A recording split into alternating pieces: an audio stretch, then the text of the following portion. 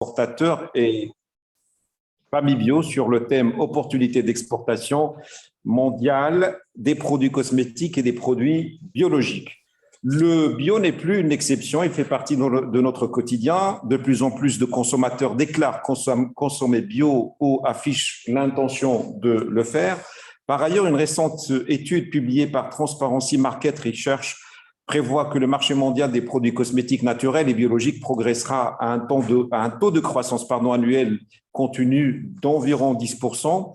Cette croissance du marché mondial des produits de la cosmétique et des produits biologiques est tirée par plusieurs facteurs: la montée des préoccupations en matière de sécurité alimentaire ou sanitaire, la hausse des préoccupations environnementales et la prise de conscience des consommateurs relativement aux dangers de produits de synthèse ajoutés, bien sûr, à l'accroissement des circuits de distribution et la vente en ligne.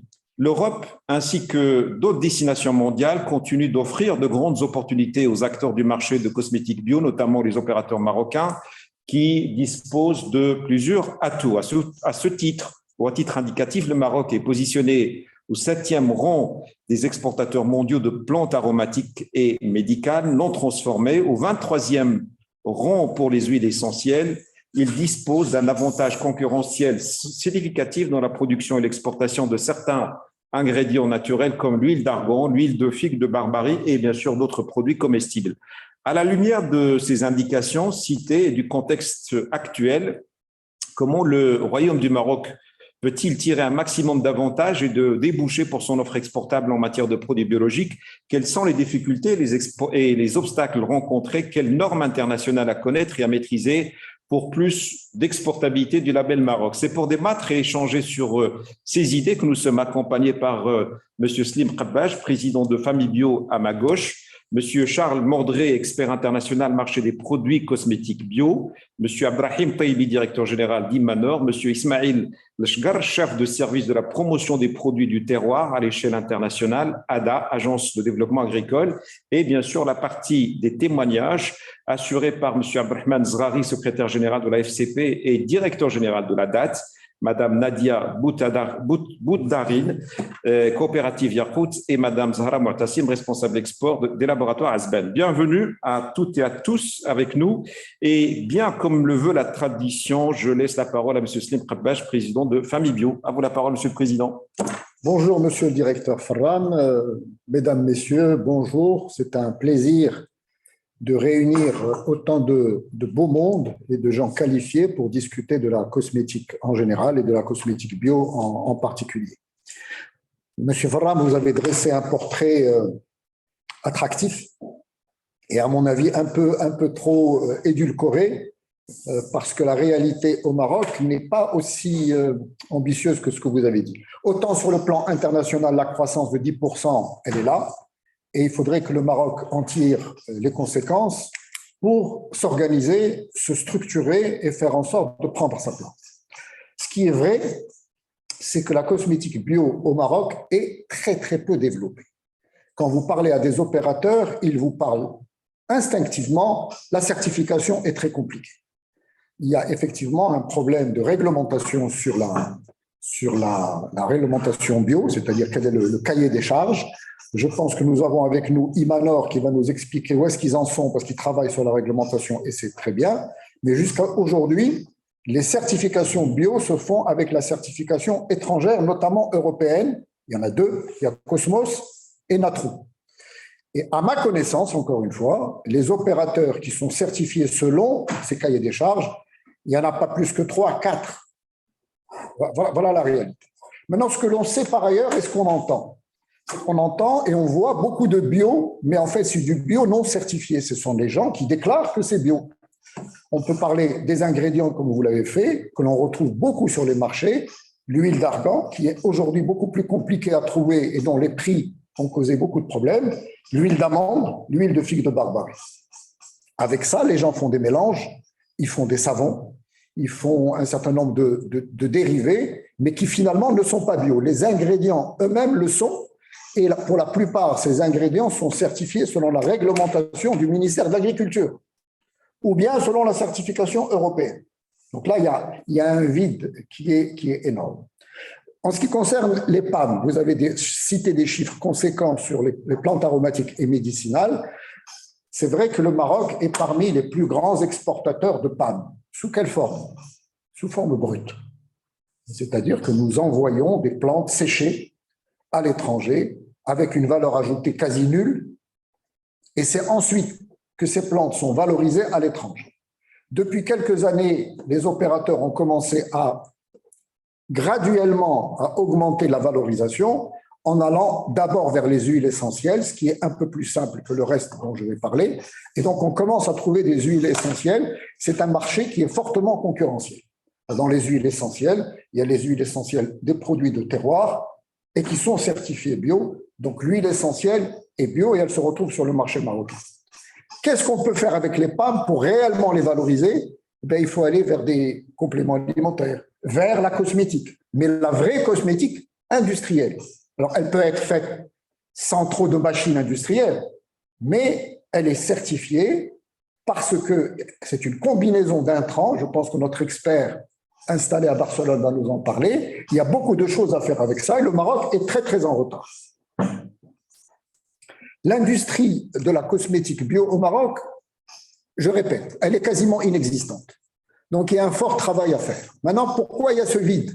Les opérateurs sont intéressés. Il y a des gens qui individuellement commencent à s'intéresser à la cosmétique, notamment dans les grandes villes, par goût personnel. Comment structurer tout ça pour aller vers un marché et un marché exportateur? La réglementation, on en a parlé. L'administration de tutelle. Aujourd'hui, la cosmétique a pour administration de tutelle la direction du médicament et de la pharmacie. Quel est le lien entre le médicament, la pharmacie et la cosmétique? Moi, je n'ai pas de réponse jusqu'à aujourd'hui. Il faudra à un moment donné poser cette problématique et la résoudre. Parce que les enregistrements à la DMP sont hyper compliqués. Ensuite, vous voulez exporter des produits cosmétiques. Il y a un opérateur qui va être parmi nous, qui va intervenir, qui me dit, mais moi, je ne comprends pas pourquoi je dois aller enregistrer mes produits chez Marocco Foodex. Marocco Foodex a pour tutelle le ministère de l'Agriculture. Moi, c'est de la cosmétique. Donc, au niveau structuration et réglementation, il y a une problématique à régler que l'Europe a réglée il y a bien longtemps. Et enfin, il y a le contrôle sur le marché. Comment contrôler un vrai logo bio d'une imitation quelconque? Et nous savons qu'au Maroc, nous savons très bien imiter. Il y a beaucoup d'imitations, y compris dans l'alimentaire. Mais dans la cosmétique, c'est énorme. Voilà, j'ai posé la problématique. Je pense que le débat et notre expert européen va nous permettre d'éclaircir davantage. Merci. Merci beaucoup, Président, d'avoir nuancé mes propos. C'est vrai que la tendance que j'avais évoquée est une tendance mondiale et qu'elle contraste par rapport à une réalité marocaine avec ces problématiques variées, à savoir la problématique des normes, de dénomination, la valeur ajoutée, parce qu'en fait, c'est vrai que vous parlez beaucoup plus de produits exportés à l'état brut et bien sûr de cette industrie inexistante.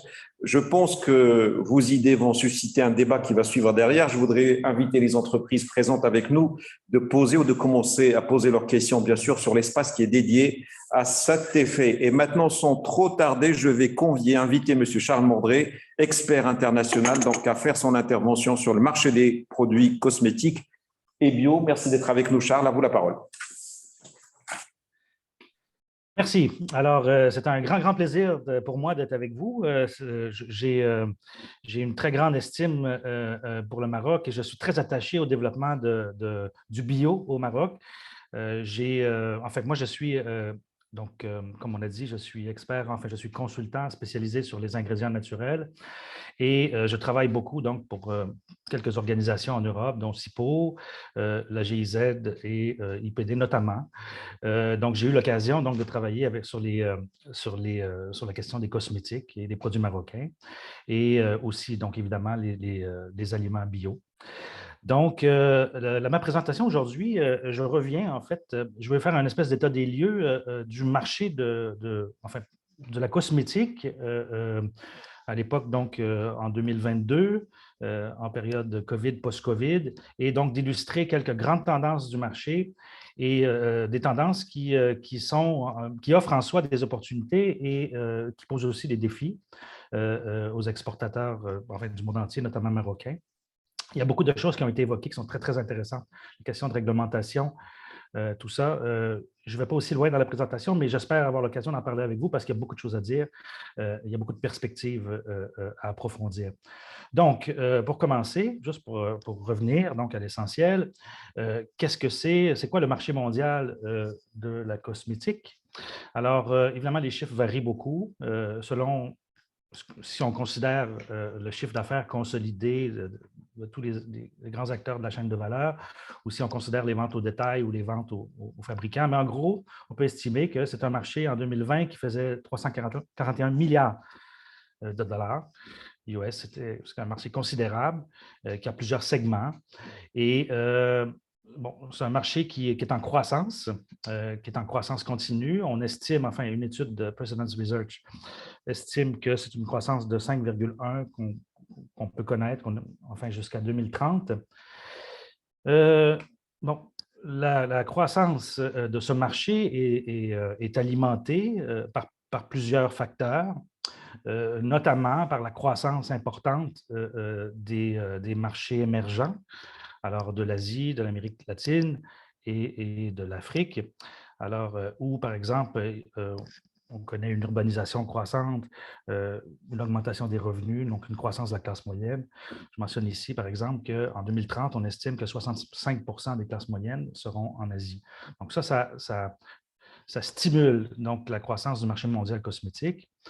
Je donne ici l'exemple, il y a des marchés qui sont en explosion, notamment la Chine, probablement le deuxième marché mondial de la cosmétique. Alors, ce qu'on constate, c'est qu'il y a une uniformisation aussi globale des modes de vie, des modes de consommation. Et donc, ça, c'est une tendance très forte qu'on a connue ces 10 dernières années, c'est que d'un pays à l'autre, d'un marché à l'autre, d'un continent à l'autre, les consommateurs ont tendance à consommer un peu de la même façon, ou enfin, ça a tendance à se rapprocher. Donc, ça, c'est un aspect important. Parlant de l'Amérique du Nord et de l'Europe, qui sont les marchés les plus importants pour la cosmétique aujourd'hui, en termes de vente au détail notamment, eh bien, bon, c'est des marchés qui ont une croissance plus lente, des marchés qui sont très, très saturés, extrêmement compétitifs. Et donc, c'est des marchés qui trouvent leur croissance par des nouveaux produits, donc les cosmétiques naturels, entre autres, les ingrédients naturels, et une segmentation toujours croissante, enfin des nouveaux segments de consommation. Donc, c'est comme ça que le marché américain et européen croissent. Donc, si, pour aller dans le rapport annuel de L'Oréal, qui est le premier groupe mondial cosmétique, on peut voir un peu l'évolution du marché mondial de la cosmétique. Ici, les estimations sont faites en vente fabricant. Et évidemment, c'est toujours comment on délimite le secteur cosmétique. Ici, eux, ils calculent, ils enlèvent les savons, dentifrice, rasoir et lames. Bon. Pour ce marché, L'Oréal estime 200 milliards d'euros. Et c'est la croissance depuis donc 2011. Donc, on voit une croissance continue, importante, mais bon, quand même pas phénoménale, avec un fort déclin en 2020 de 8 qui correspond donc à la pandémie COVID. Donc, si on va, bon, par rapport au marché européen, l'Europe est encore le premier, en termes de vente au détail, le premier marché mondial. Donc, c'est un peu c'est un peu le marché le premier continent exportateur aussi. Donc, c'est un peu sur le marché européen que beaucoup de normes et de tendances proviennent.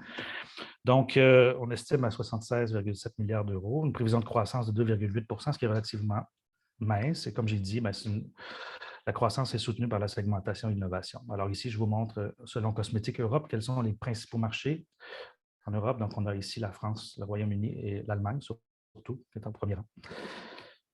Donc, le premier segment, ici, dans la tarte à droite, ça, c'est tiré des chiffres de L'Oréal.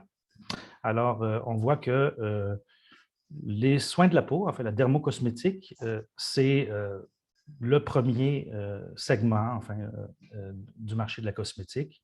Et c'est surtout le seul marché qui a connu une croissance, y compris en période de pandémie. Alors que le marché se contractait de 8 on continuait à avoir donc une croissance de 2 Donc, quels sont les nouveaux segments du marché? On pourrait aller très, très loin. On pourrait continuer cette liste, mais en gros, quels sont les principaux segments? C'est évidemment, bon, les ingrédients à base de plantes, je vais y revenir. Ça, c'est la grande tendance lourde, dominante sur le marché de la cosmétique.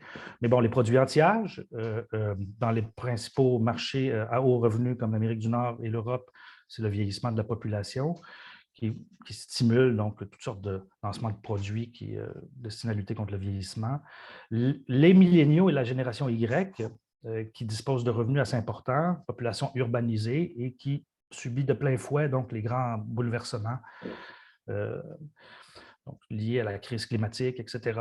Et c'est une population qui est aussi assez soumise au stress. Donc, ils disposent de revenus supérieurs à ceux des générations précédentes. Ce sont des consommateurs de cosmétiques qui consomment beaucoup, notamment en soins pour la peau. Les soins de beauté pour hommes, c'est un segment qui est en augmentation. Bon, les consommateurs de produits cosmétiques sont toujours majoritairement à plus de 60% des femmes, mais on voit toutes sortes de lancements de produits, et notamment des produits d'argan, du pépin de figue de Barbarie, etc. Beaucoup des huiles végétales, enfin, qui sont destinées donc aux hommes, des lignes de produits qui sont spécifiquement développées pour les hommes. Et il y a des marchés où les cosmétiques pour les hommes sont très importants, notamment en Amérique latine, où il y a une demande très forte, mais on peut dire que c'est dans tous les marchés. Autre chose aussi, depuis le Black Lives Matter, une tendance importante, c'est la valorisation de la diversité et l'inclusion, donc les couleurs. La mode cosmétique est aux couleurs et il y a toutes sortes de développements de produits pour les peaux noires, les peaux, enfin, toutes sortes de tons.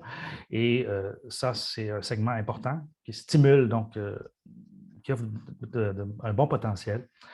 Et c'est ça. Une chose importante, quelle est la tendance majeure, la révolution, si on peut dire, qui transforme complètement la consommation et le marché cosmétique? C'est, on pourrait le dire, c'est le clean beauty, le clean beauty.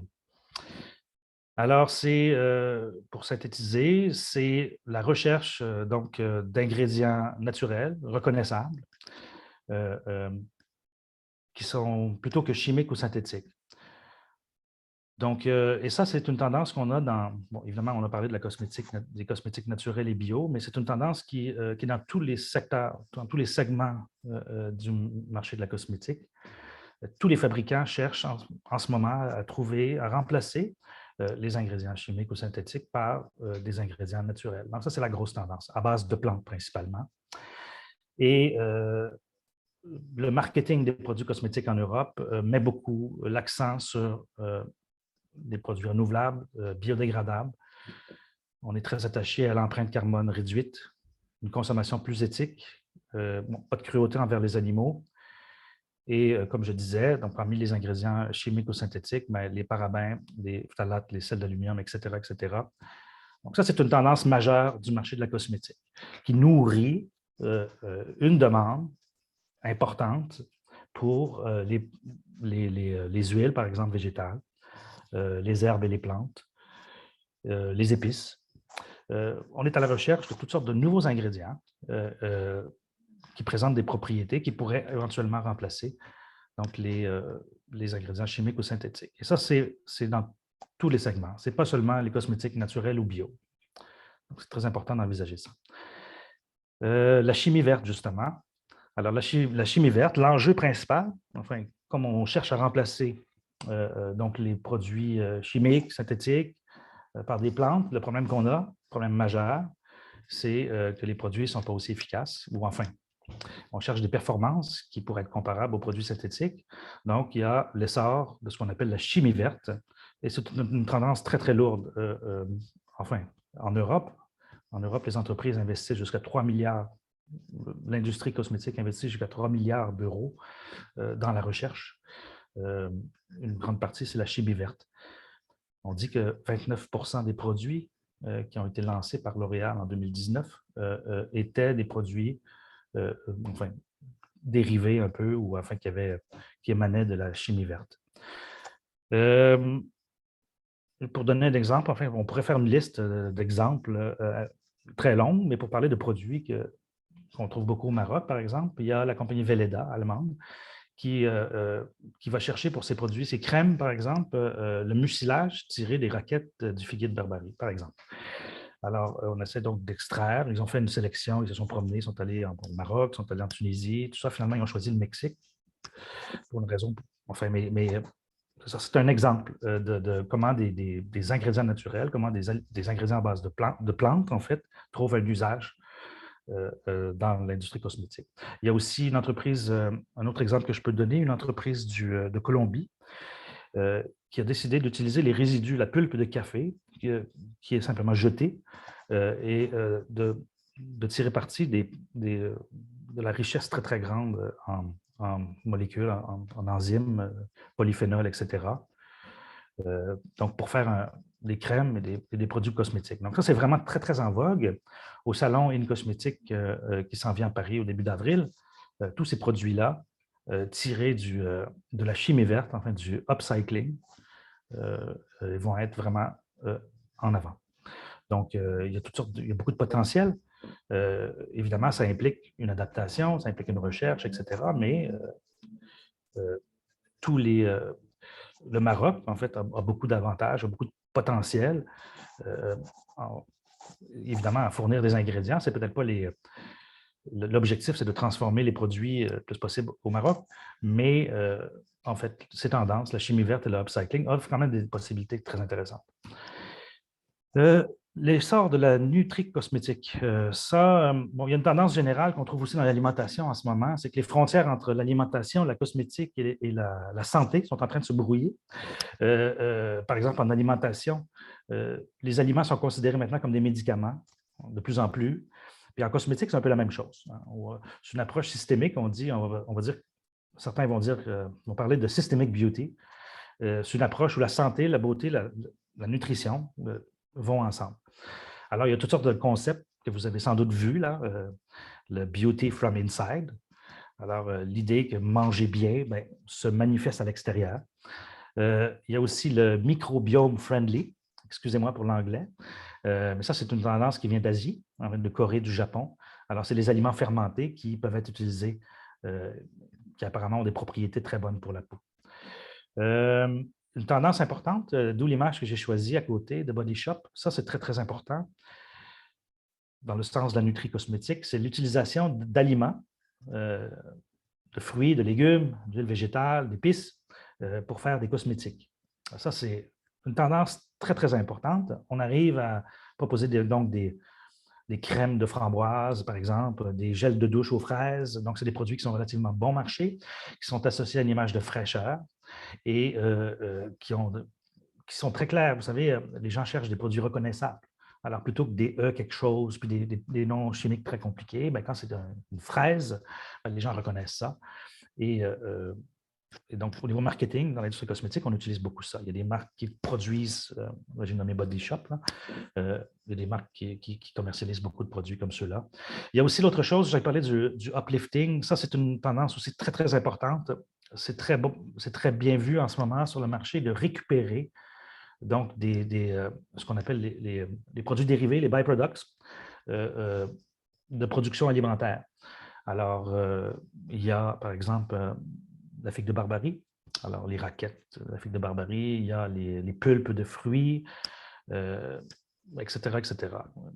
Enfin, la liste est très, très longue, puis on pourrait aller très loin. Donc, c'est une tendance, justement, qui est alimentée par le besoin de recyclage.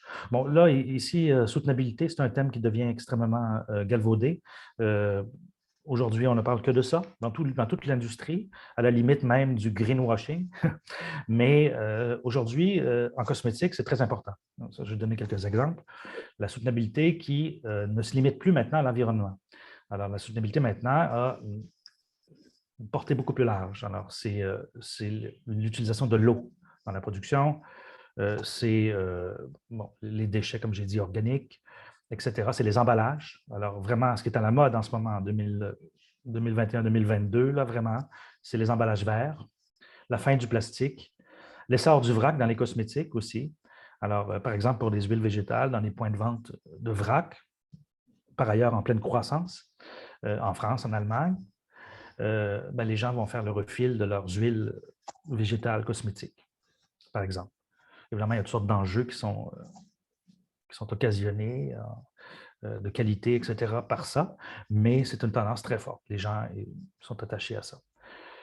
Tous les grands laboratoires, comme Pierre Fabre, que vous connaissez bien, Pierre Fabre a lancé son Green Impact Index. Alors, tous les produits cosmétiques vont avoir une note ABC très prochainement. Donc, c'est ça. Il y a des compagnies aussi, la tendance aussi générale pour assurer la soutenabilité, c'est de contrôler la traçabilité.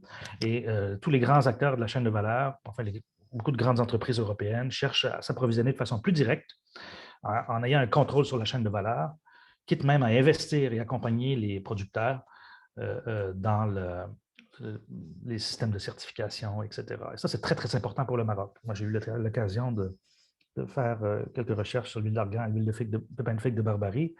Et il y a littéralement, dans le cas de l'huile d'argan, beaucoup d'entreprises européennes qui sont intéressées à se connecter directement aux coopératives et aux producteurs, justement pour assurer leurs engagements en matière de soutenabilité, puis de contrôle de qualité, etc.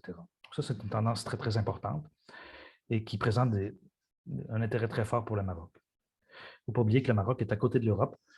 Une tendance très, très importante en Europe en ce moment, c'est l'achat local, les circuits courts, d'éliminer des échelons dans la chaîne d'approvisionnement. Donc, évidemment, les entreprises, les groupes préfèrent s'approvisionner en Europe. Sauf que tous les produits ne sont pas cultivés, ne sont pas produits en Europe. Et on peut quasiment dire que le Maroc fait partie de l'Europe. Je veux dire, quand on regarde d'un point de vue géographique.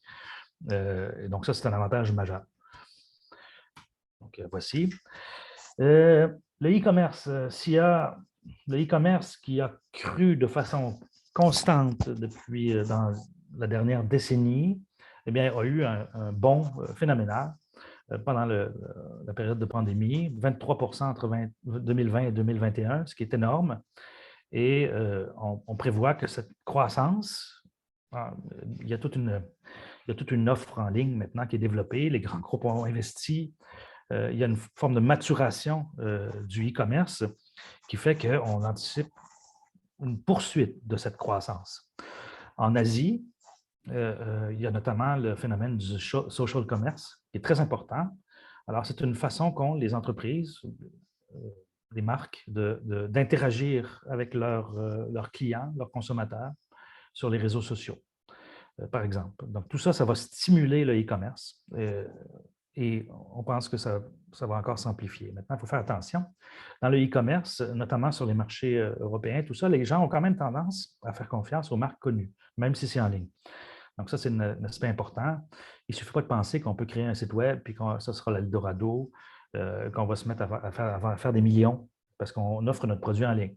Il y a tout un cahier de charges, il y a tout un engagement de sérieux, etc. Et ce n'est pas quand même à la portée de tout le monde. Maintenant, c'est quand même un phénomène très important et ça redéfinit, ça redessine la chaîne de distribution. Donc, c'est ça. On dit que 34 des acheteurs maintenant sont des digital beauty shoppers. Donc, ça, c'est très important. Donc, c'est des gens qui prennent leurs informations de première source sur l'Internet et qui vont être plus susceptibles d'acheter. Donc, les commerces de briques et mortier, comme on dit, le offline, eh bien, est en pleine, doit s'ajuster face à ça. Alors, je vais aller vite. Pour parler de produits que vous avez évoqués, qui sont des produits phares, vedettes du Maroc, l'huile d'argan et l'huile de figue de Barbarie. Donc les huiles végétales naturelles, ou on peut dire les huiles végétales de spécialité, sous le code HS 151590, dans cette catégorie d'huiles non spécifiées dans les statistiques de commerce qui regroupe toutes les huiles exotiques, etc., dont une majorité sont utilisées dans des formulations cosmétiques ou comme produits bruts cosmétiques. Eh bien, vous pouvez voir ici dans le petit schéma que j'ai fait, c'est la croissance depuis seulement 5 ans, entre 2016 et 2020.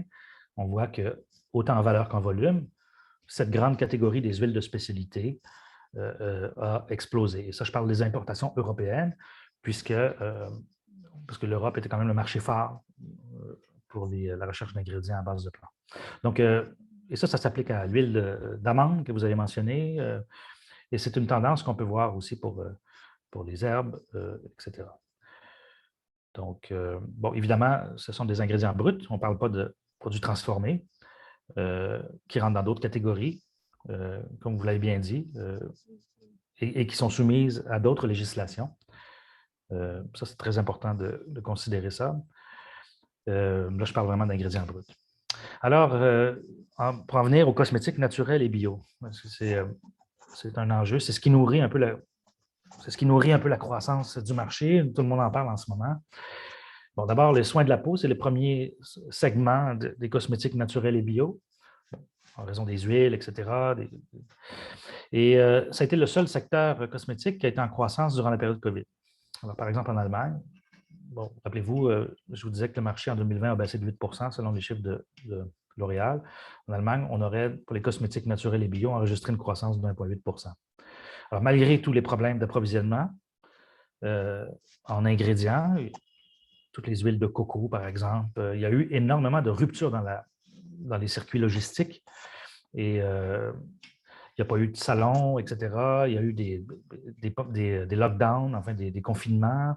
On a eu beaucoup de problèmes d'approvisionnement, mais malgré ça, il y a eu quand même eu une poursuite, enfin une croissance importante donc des cosmétiques naturels et bio. Et là, les chiffres varient beaucoup. Quand on parle de cosmétiques naturels et bio, on a des chiffres qui sont astronomiques et on a des chiffres qui sont plus restreints. La raison à ça, vous en avez parlé au début un peu, il y a plusieurs définitions. La définition de cosmétique bio ou la définition de cosmétique naturel varie beaucoup. Première chose qu'on doit dire, dans le cas de l'Europe, la loi européenne sur le bio ne parle pas des produits cosmétiques, ne s'applique pas aux produits cosmétiques. Donc, la seule législation qui s'applique donc aux cosmétiques bio en Europe, c'est sur l'information consommateur et c'est sur les allégations. Donc, selon la législation européenne, toutes les allégations ou enfin l'information qu'on donne aux consommateurs doit être vraie, véridique et doit être appuyée par des informations. Donc, en théorie, selon ces réglementations, on ne pourrait pas vendre en Europe un produit bio s'il n'y a pas une certification. Et vous avez bien dit, tout à fait vrai, les deux grandes certifications aujourd'hui qui apportent leur sceau, c'est EcoCert et Naturo. Dans le cas des États-Unis, il y a une autre législation. USD a d'autres. Chaque pays, en fait, chaque marché, c'est d'ailleurs un des problèmes qu'on a dans le secteur des cosmétiques naturels et bio, c'est que la législation est très variée. Et on ne s'entend pas sur les définitions. Donc, en théorie, les cosmétiques naturels seraient des cosmétiques qui viennent au moins à 95 enfin, d'ingrédients naturels non transformés, autres que mécaniquement transformés. Donc, ce serait ça qu'on devrait appeler cosmétiques naturels. Et cosmétiques bio, bien, ça devrait être des ingrédients, des produits certifiés. Mais il y a énormément de variations dans la législation d'un pays à l'autre. Et on peut avoir un produit cosmétique qui a un composant bio. Donc, c'est des questions à étudier de façon de très près, selon le marché où on veut aller. Donc, ça, c'est très important. Qu'est-ce que je peux dire là-dessus? Bon, il y a beaucoup à parler, en fait. On peut en parler après, ou ça me fera plaisir. Mais il y a une chose qu'il faut bien retenir. Et ça, moi, je pense que c'est très important d'aller au-delà du segment de cosmétiques naturels et bio, stricto sensu. Ça veut dire que c'est une portion du marché de la cosmétique, mais dans tout le marché global de la cosmétique, il y a cette recherche d'ingrédients à base de plantes. Il y a cette volonté de remplacer les ingrédients chimiques et synthétiques. Donc, tout ça, c'est un marché qui est colossal. Le marché des herbes et des plantes marocains, des huiles, etc., des épices, c'est un marché qui dépasse le segment des cosmétiques naturels et bio. Donc, ça, c'est très important à considérer. Donc, c'est ça. Bon, là, ici, j'ai élargi un peu. Je ne veux pas prendre trop de temps, là.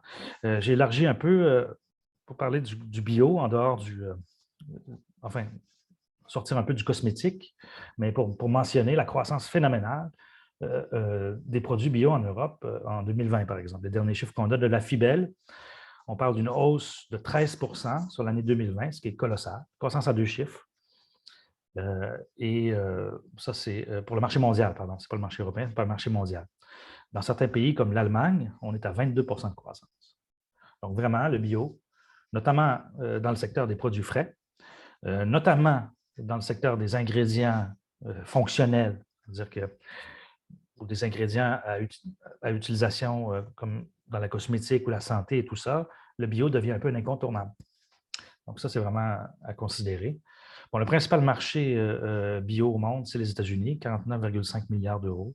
On a à peu près 6 milliards là-dessus qui sont des produits non alimentaires, donc des produits cosmétiques. Je ne l'ai pas écrit ici, mais. Et en Europe, on a l'Allemagne, 15 milliards, la France, second marché. Donc, comme on a dit au début, à juste titre, comme vous avez dit, l'organique maintenant, le bio, en fait, c'est mainstream. Ce n'est plus du tout un segment de marché. Et ça se retrouve dans tous les segments de la consommation. Les marques privées, alors les marques Carrefour, par exemple, dans les segments, les ventes en ligne, le bio se retrouve partout. Ça, c'est très important aussi à considérer. De façon générale, les consommateurs européens et américains, canadiens ou asiatiques, enfin, dans les pays à haut revenu, on constate que les consommateurs sont prêts à payer une prime pour acheter les produits bio. C'est ce qu'ils affirment dans les enquêtes et c'est ce qu'ils, enfin, dans plusieurs cas, font. Un fait très important à mentionner, la croissance du bio dans les marchés comme l'Europe n'est pas suffisante. Enfin, la production européenne n'est pas suffisante pour sa consommation. Donc, ça, c'est quelque chose de majeur, de très important à considérer. L'Europe est un importateur net de produits bio et ça va continuer. Donc, ça, c'est très important. Il y a tout un travail à faire au Maroc, entre autres. Vous savez, le Maroc, en termes de surface cultivée bio, le Maroc est au 98e rang. Considérant la proximité de l'Europe du Maroc, considérant tous les produits agro que le Maroc fournit à l'Europe, il y a vraiment une démarche essentielle qui est à opérer dans le pays, en fait, pour augmenter donc, ses parts de marché bio. On a juste à regarder le nombre de producteurs certifiés au Maroc et comparer, par exemple, avec la Tunisie. C'est un peu le jour et la nuit. Donc, il y a toutes sortes de raisons que vous connaissez mieux que moi qui expliquent ça. Mais s'il faut considérer les tendances et la demande sur le marché, eh bien, il n'y a pas photo. Donc, je vous l'ai dit, les circuits courts de proximité, on peut dire que les pays limitrophes ont un fort avantage. Et l'Espagne, à côté du Maroc, est le premier fournisseur de produits bio pour le continent. Donc, consommation de produits biologiques, bon, ça, juste pour vous donner quelques exemples. Là, ici, la consommation selon les FOAM, en 2019, on consommait 14 € par habitant de produits bio. Dans les marchés plus riches de l'Europe, du Nord, comme le Danemark, on est à 344 € par année.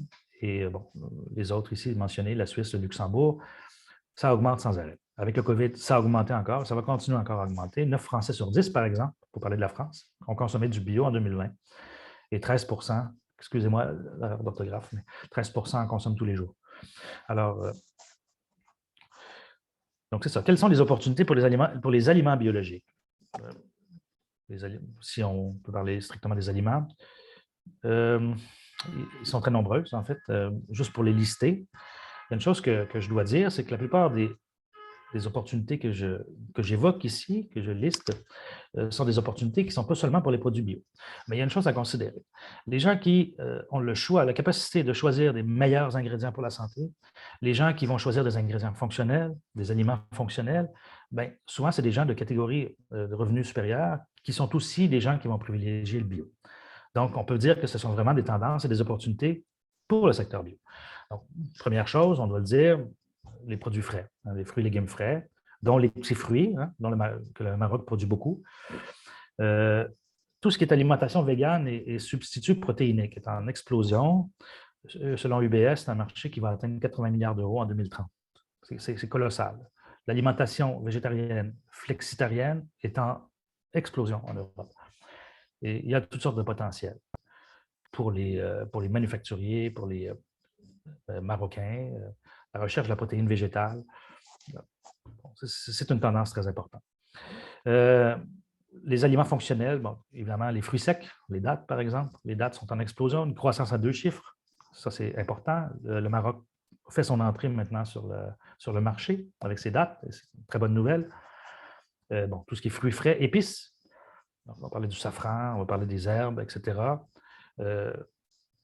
qui ont des bénéfices fonctionnels. C'est des aliments qui sont en demande. Les herbes, les huiles végétales brutes, dont j'ai parlé. Tout ce qui particulièrement offre des bénéfices pour l'immunité et la santé digestive, en temps de COVID, c'était privilégié. Bon, puis les produits qu'on appelle free from aussi, sans sel, sans sucre, sans gluten, sans colorant, conservant, ça aussi, c'est des produits bruts, en fait, authentiques, donc on pourrait dire. C'est des produits qui sont très en demande. Je vous ai parlé du vrac et tout ce qui est emballage recyclable. Là, il y a tout un travail à faire. Il y a des solutions à trouver, mais il y a tout un potentiel. Tout ce qui a une traçabilité puis une origine identifiable. Donc, tous les produits qu'on peut attacher à un terroir ou à une tradition, à une culture, exotique ou non, tous les produits qui se rattachent à des histoires, à des gens qu'on est capable de visualiser, ce sont des produits que les consommateurs cherchent sur le marché. Donc, les produits marocains, les aliments marocains, authentiques, c'est ça. Donc, il y a des tendances très, très, très positives, des opportunités positives pour ces produits. Donc là, il faut que je parle du pacte vert pour l'Europe parce que c'est très important. L'Europe, il y a ce qu'on appelle le Green Deal, le pacte vert. C'est une politique très, très ambitieuse de l'Union européenne pour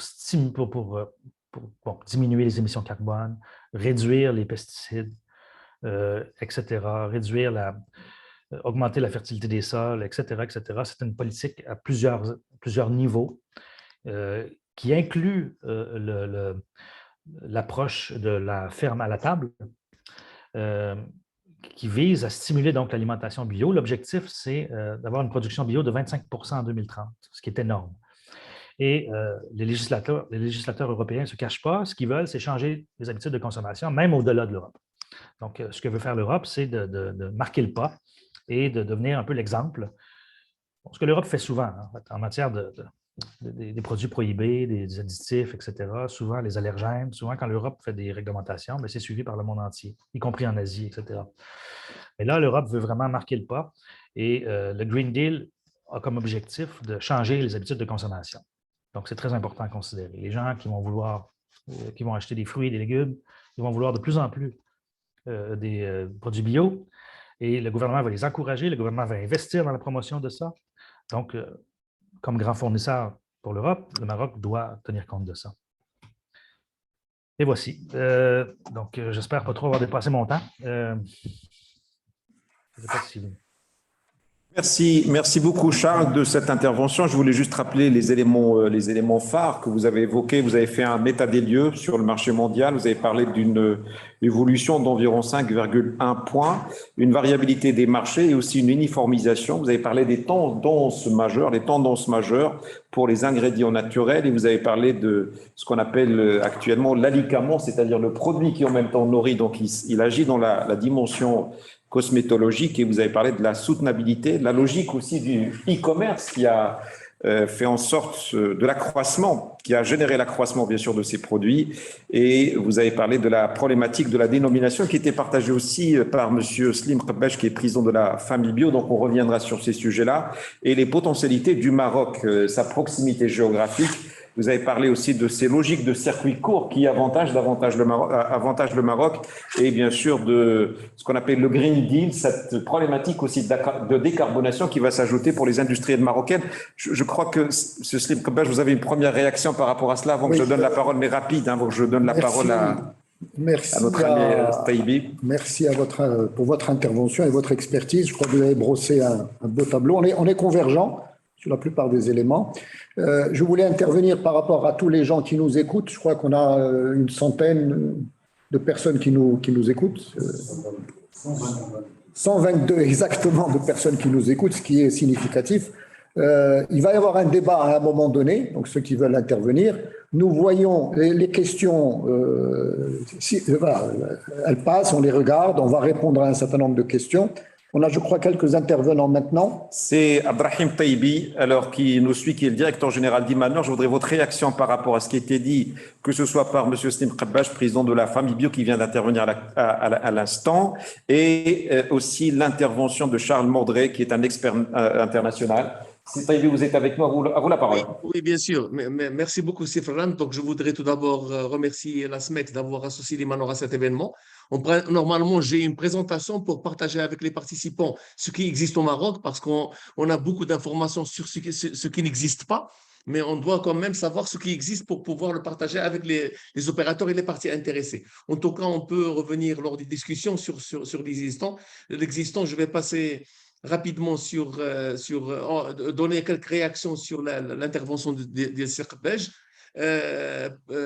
Surtout pour l'absence de réglementation, effectivement, nous avons constaté lors de nos différents contacts et réunions autour de cette thématique que au Maroc, on n'a pas assez de réglementation pour pouvoir promouvoir les vrais produits bio, mais on peut toujours trouver des alternatives pour favoriser ou pour éviter une concurrence déloyale dans ce domaine. Donc, nous partons de ce constat, nous avons réuni tous les opérateurs économiques et on a cherché à doter le Maroc d'un système marocain de labellisation bio, mais aussi label naturel. Nous avons effectivement, on s'est inspiré des standards internationaux. Donc, il y a certains standards qui ont été évoqués par M. Charles Mordet sur les labels qui existent au niveau international, mais il y a deux normes qui sont importantes et qui n'ont pas été signalées. Ce sont deux normes internationales, deux normes ISO, qui sont récemment publiées et qui donnent des méthodes pratiques pour calculer la teneur en ingrédients naturels et bio et qui donnent une image claire et réelle du statut du produit qui porte ce label naturel ou label bio. Donc, nous, on a introduit tous ces éléments dans notre référentiel qui pourraient être mis à votre disposition. C'est très technique. Serge a contribué avec nous à l'élaboration de ce référentiel. Nous l'avons partagé avec les membres de l'association Pharma Bio, avec d'autres opérateurs également. L'objectif, c'est d'avoir tout le monde autour d'un objectif commun, c'est-à-dire un référentiel neutre qui reflète les intérêts, les préoccupations et les besoins de toutes les parties concernées. Nous avons réalisé une large concertation. On a maintenant un référentiel, nous avons un label et ce sont ces éléments-là qui peuvent nous aider à surmonter les difficultés dues à l'absence d'une réglementation. Et ça a été dit par M. Charles que même dans plusieurs pays, il n'y a pas assez de réglementation. Mais au Maroc, nous avons aussi un outil très important. C'est la loi 3108, la loi 3108 sur la protection des consommateurs. C'est une loi qui aborde cette question d'étiquetage et de déclaration frauduleuse avec beaucoup de dispositions qui sont de nature à favoriser les gens qui cherchent à être protégés contre la contrefaçon ou contre des déclarations frauduleuses. Donc, je vous invite c'est-à-dire à découvrir ce qui est prévu dans cette loi pour pouvoir la mettre en œuvre, parce que c'est une loi assez large et qui s'inspire des bonnes pratiques internationales. Et nous-mêmes, dans la partie certification des produits certification qui concerne les produits industriels, on s'appuie sur cette loi pour protéger les entreprises ou les produits qui vraiment sont labellisés ou qui portent des certifications de conformité par rapport à des normes. Donc, c'est une loi, je suppose qu'elle est suffisante pour ce cas de figure et qui pourrait être complétée par des labels. Parce qu'aujourd'hui, il y a deux aspects. Il y a l'aspect export et il y a l'aspect marché local. Donc, l'aspect marché local, on peut le régler à travers un label marocain que l'Imanor a mis en place en collaboration avec les opérateurs. Nous avons déjà formé et qualifié plusieurs auditeurs marocains qui sont du secteur privé et qui sont ayant suffisamment de compétences dans le secteur du cosmétique.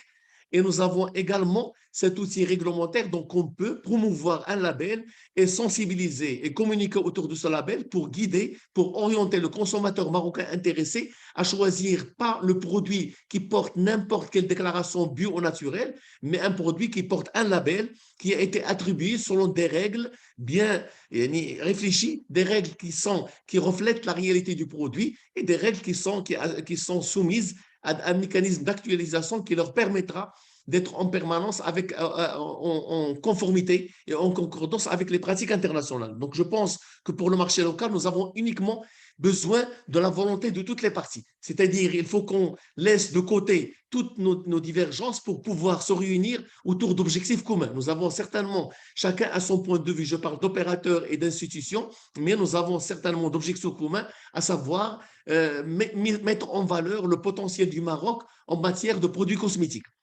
Pour la partie export, nous avons également mis en place ce label marocain pour favoriser les entreprises marocaines qui souhaitent exporter.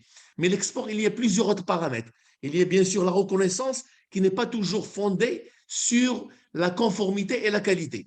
Il y a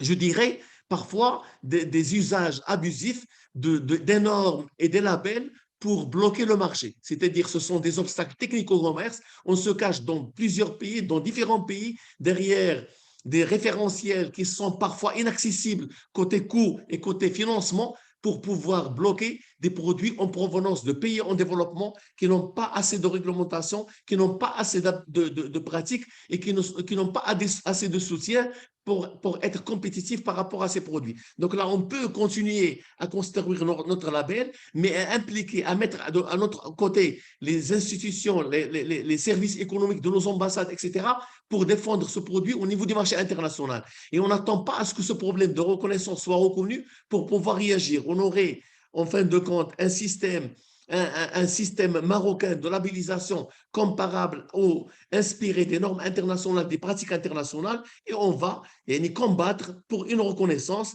main dans la main entre opérateurs, institutions, toutes les parties concernées, et on aura un consommateur marocain protégé contre toute allégation sur les produits cosmétiques et une entreprise marocaine qui est au niveau de l'export a suffisamment d'outils et d'appui pour promouvoir le produit qui, l'origine, vient d'un certain nombre de TPE, de coopératives qui ont besoin d'un soutien, et on voit dans ce projet une dimension sociale plus qu'une dimension économique.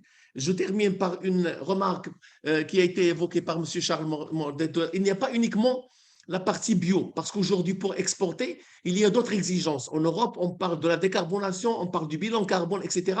Donc, on doit aussi mettre l'opérateur marocain souhaitant exporter au courant de toutes ces dispositions ou toutes ces règles régissant le marché, à savoir la conformité technique du produit, parce qu'il y a des normes également qui concernent les produits cosmétiques et qui ne sont pas toujours respectées. Indépendamment du bio ou du naturel, il y a des normes techniques qui ne sont pas toujours respectées et qui sont aussi européennes et marocanisées au Maroc et dans tous les différents pays. Donc, on doit accompagner l'entreprise ou la coopérative pour avoir cette conformité.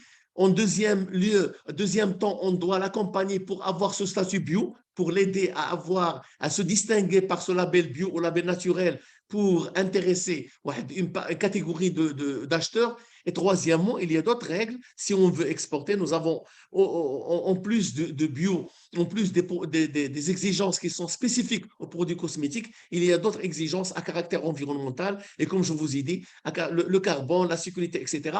Donc, on doit créer une dynamique autour de ce projet et ne pas rester collé sur l'absence d'une réglementation qu'on répète toujours. C'est une réalité et pas uniquement pour les produits cosmétiques. Au Maroc, il y a un déficit réglementaire technique et les différents départements sont en train de le combler. Même pour les produits industriels, on n'a pas assez de réglementation, même pour les produits qui représentent beaucoup de marge, beaucoup de parties d'importance pour l'export, on n'a pas assez de réglementation. Donc, l'absence ou l'insuffisance de la réglementation, c'est un constat commun pour tous les produits, pour toutes les activités, mais il y a des avantages et des atouts pour les produits cosmétiques qu'on peut les identifier ensemble et travailler ensemble pour avancer rapidement, mais sûrement dans notre projet. Donc, voilà, c'est Mounir, et on peut revenir dans les discussions aux différentes questions, Inch'Allah. Merci beaucoup, Cédric, pour cette pertinence dans les propos. Vous avez évoqué la problématique, d'ailleurs, qui est bidimensionnelle. Il y a l'aspect local et l'aspect export. Vous avez tout à fait raison. Et donc, il y a deux législations, deux perceptions des choses.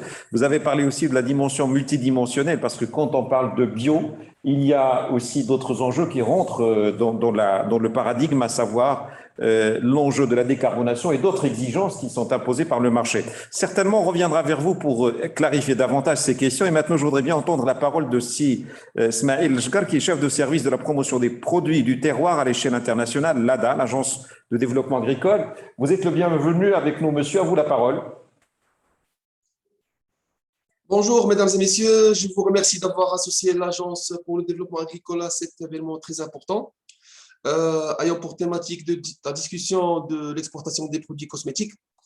Donc, je vais être bref, partager avec vous ce que l'Agence pour le développement agricole fait pour le développement des produits du terroir. Comme vous le savez tous, donc, ces produits qui se partagent entre une gamme alimentaire et une gamme cosmétique. Mais dans la cosmétique, ces derniers temps, donc, commence à bien se positionner sur le marché national et international. Donc, pour ce faire, donc, je vais essayer de partager avec vous une présentation qu'on avait préparée à ce sujet.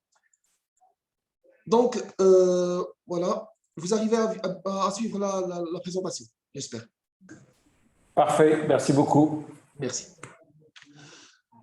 Donc, comme on le sait tous, donc, notre pays, alhamdoulilah, donc, il bénéficie d'un écosystème et d'une biodiversité qui est très, très variée, bien sûr, qui nous a permis d'avoir une très large gamme de produits terroirs, comme j'ai dit tout à l'heure, qui se partagent entre le cosmétique et l'alimentaire.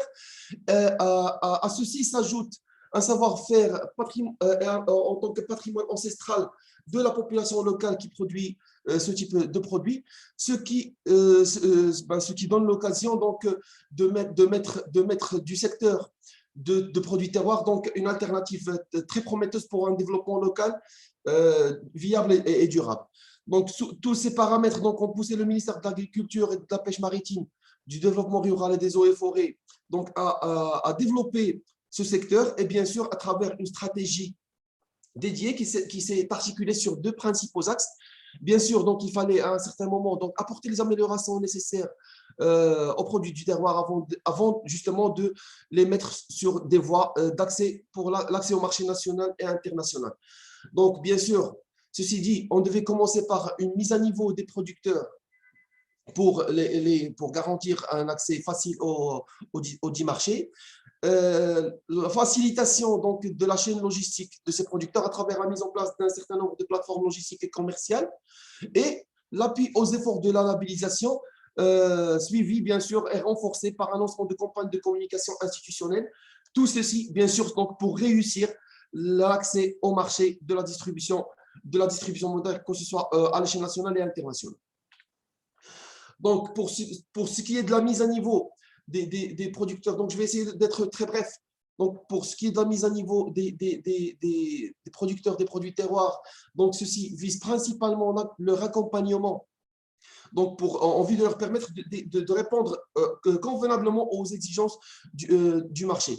Donc, pour ceci, donc, on a ciblé un certain nombre de volets, à savoir l'organisation, la gouvernance des groupements, la productivité, la valorisation et la qualité des produits et d'autres volets.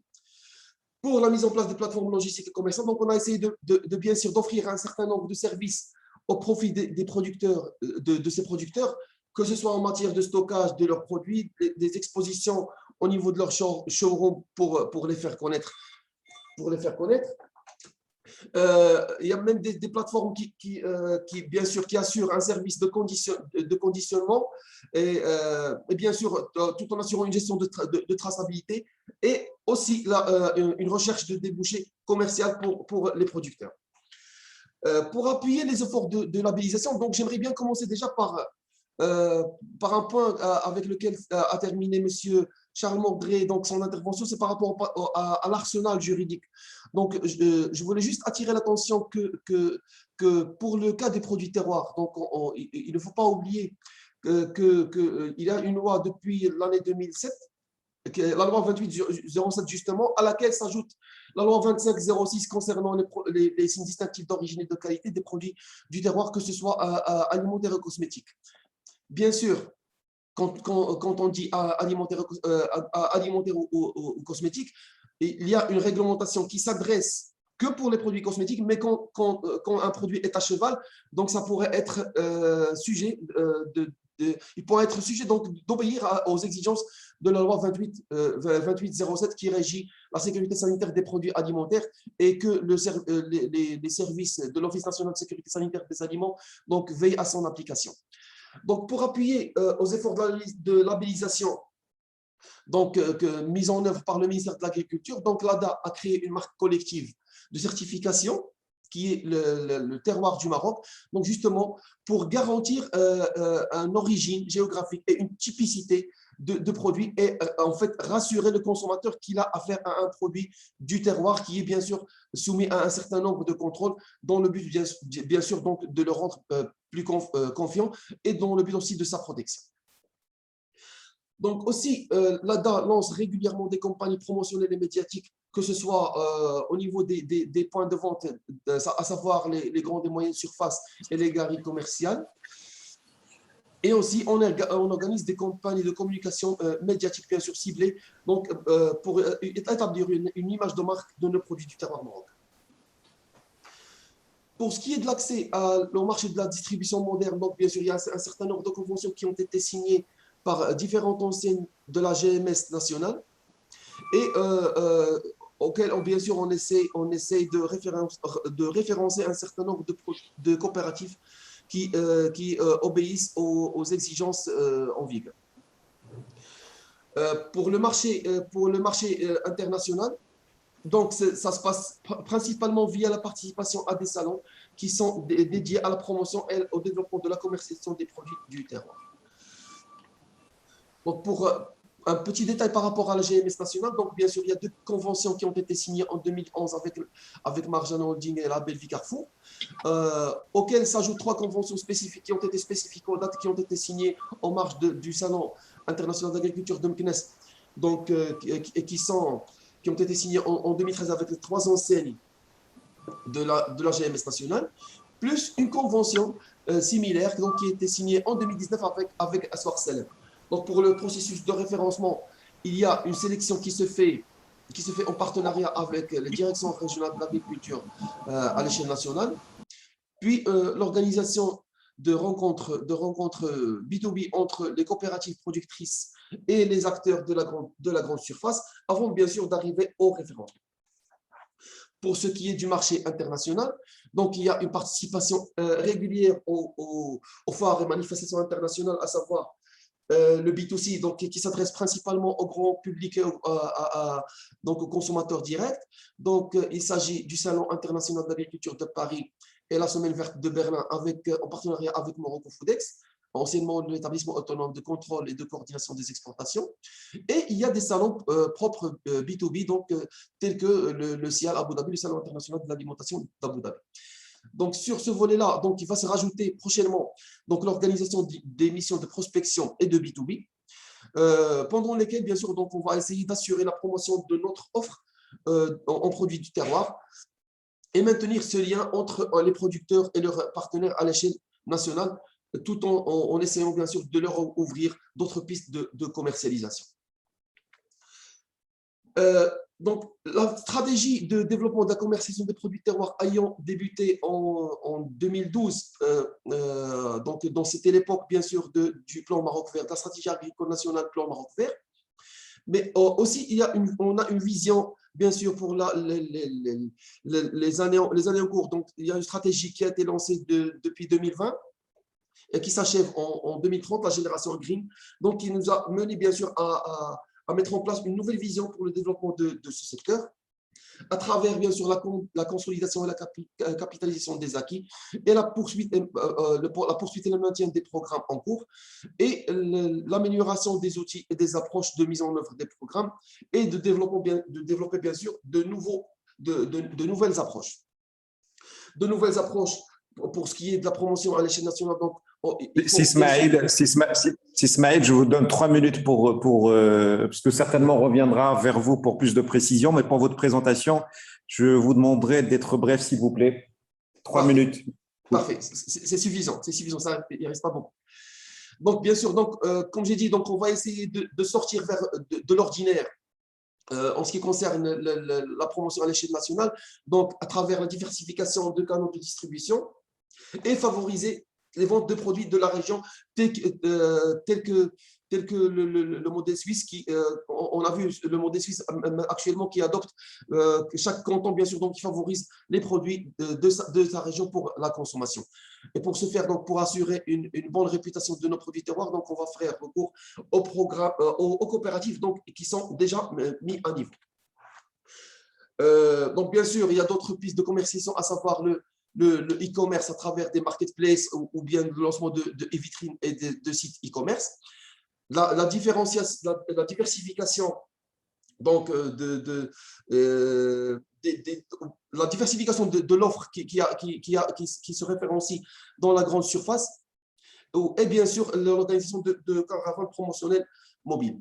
Pour ce qui est de l'international, donc on va essayer de mettre le zoom, bien sûr, sur la mobilisation de partenaires institutionnels pour faciliter le développement de partenariats et de prospection de marché à l'échelle internationale. Je vous remercie.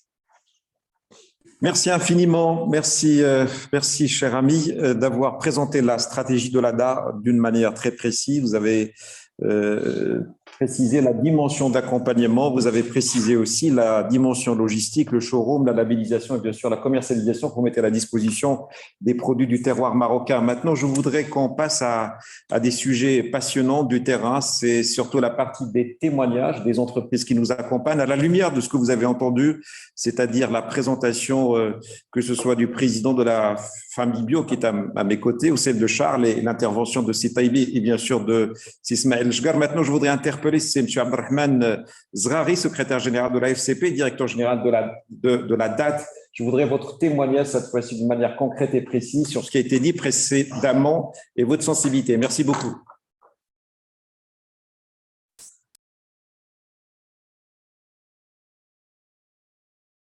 Vous êtes là? Alors, sans trop tarder, parce qu'on vient de me signaler qu'il y a une déconnexion, je voudrais interpeller Madame Nadia Bouddarine. Vous êtes toujours avec nous. Je voudrais votre témoignage par rapport à ce qui a été dit jusqu'à maintenant et merci d'être avec nous. Oui, bonjour. D'abord, je présente notre coopérative.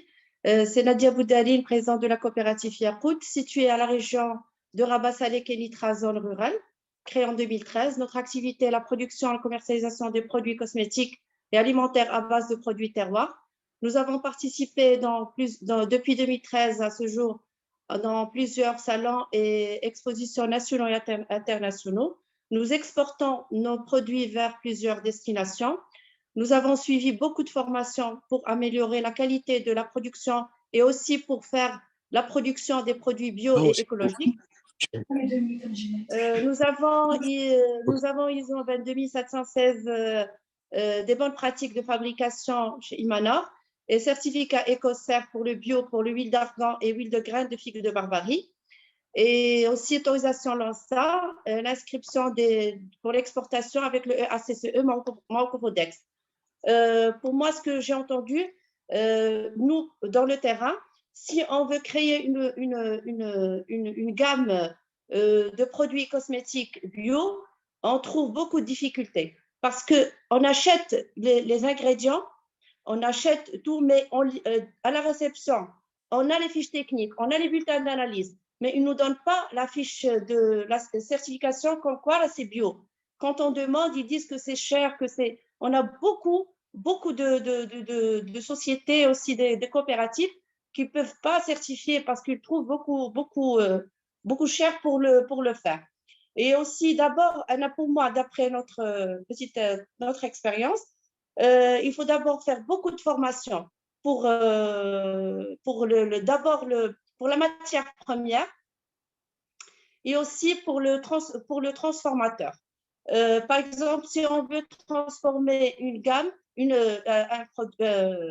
des produits de terroir et mettre des additifs, on ne trouve pas le bio. On n'a pas les sociétés, ici, je parle d'ici du Maroc, on ne trouve pas les produits bio comme ça pour composer une gamme.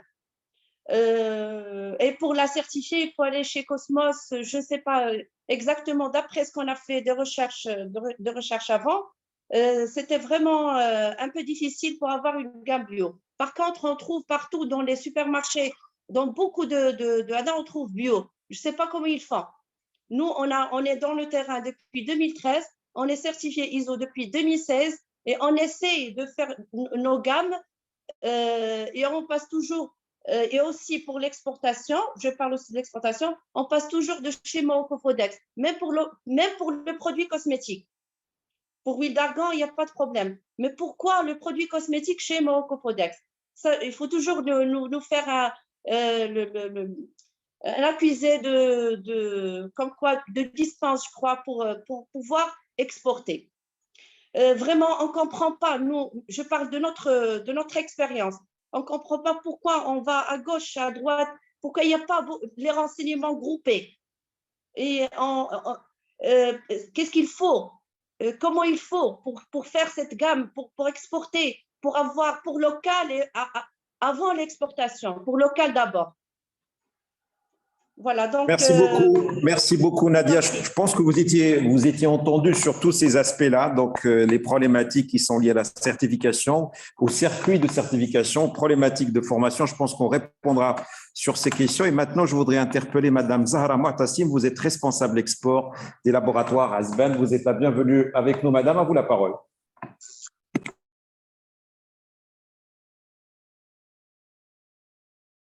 Madame, je vous invite à déclencher votre micro.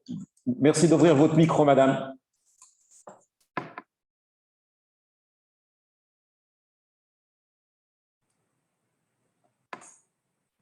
Vous nous entendez, Madame? Je pense que vous nous entendez, mais vous avez un problème de micro. Je vois votre micro qui est toujours fermé, Madame.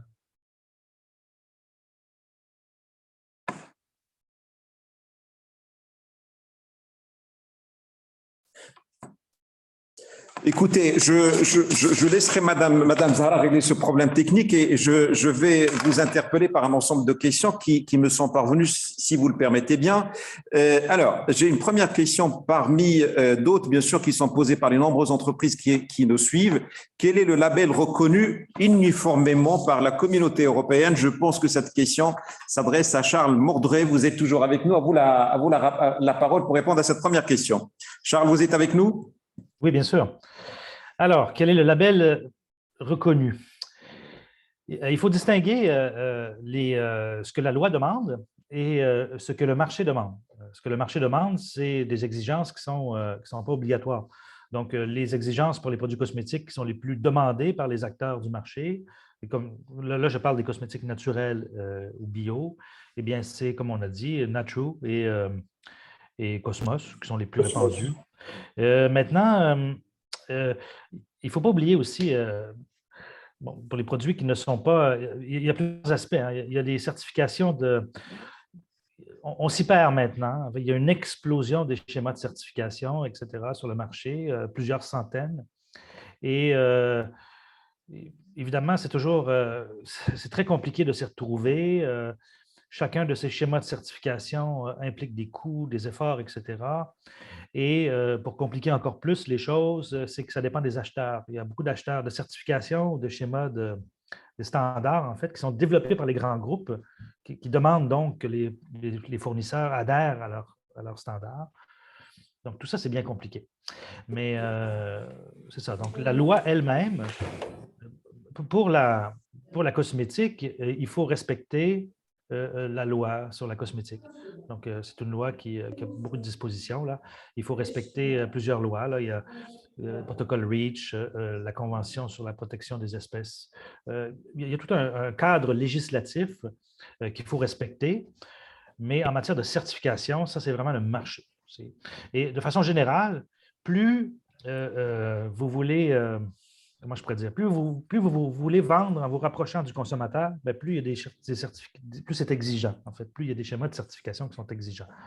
Si on veut juste vendre à un importateur les ingrédients bruts, bien, en général, c'est moins exigeant. Il faut respecter la loi minimalement, mais en général, c'est moins exigeant.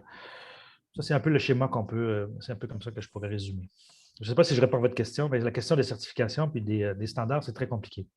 Surtout en Europe. Exactement, vous avez répondu sur cette multiplicité des interprétations. Je pense que M. Snip Khabbaj va compléter votre réponse. Allez-y, Sir Khabbaj.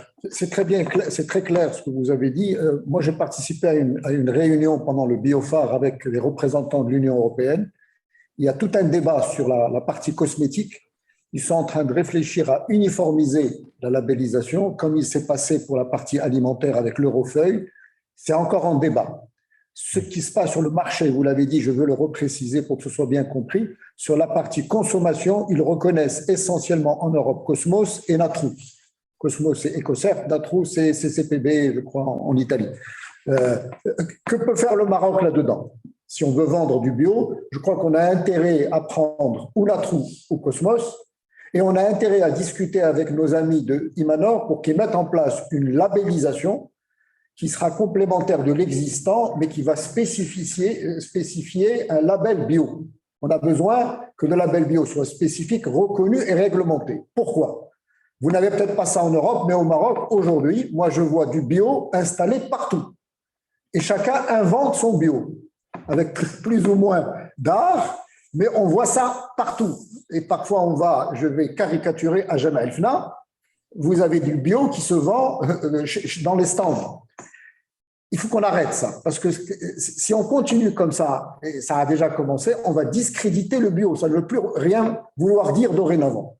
Il faut qu'on fasse attention, que les représentants de l'État, que Imanor, que les gens du ministère de l'Agriculture, du ministère de la Santé, fassent un contrôle. Alors pourquoi j'insiste sur cette affaire de contrôle? Parce que qui contrôle le bio sur le terrain? En matière alimentaire, on sait que c'est l'ONSA. C'est le métier de l'ONSA.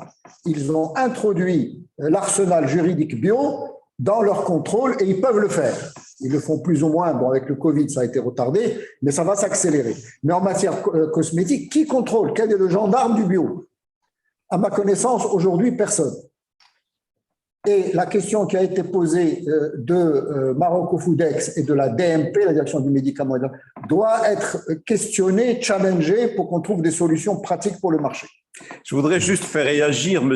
Abdrahim Taibi par rapport à cette question de multiplicité de labellisation. Quelle est votre précision? Parce que c'est vrai que beaucoup de labels, des fois, peut créer ce qu'on appelle la confusion dans l'esprit des consommateurs. Quel est le rôle que, en tant qu'acteur, certificateur, quel est votre rôle dans cette problématique? Merci beaucoup, c'est Taibi. Merci, Simonir. Donc, on doit faire la distinction entre deux choses, la reconnaissance et la réglementation. Il n'y a pas de reconnaissance de l'Union européenne.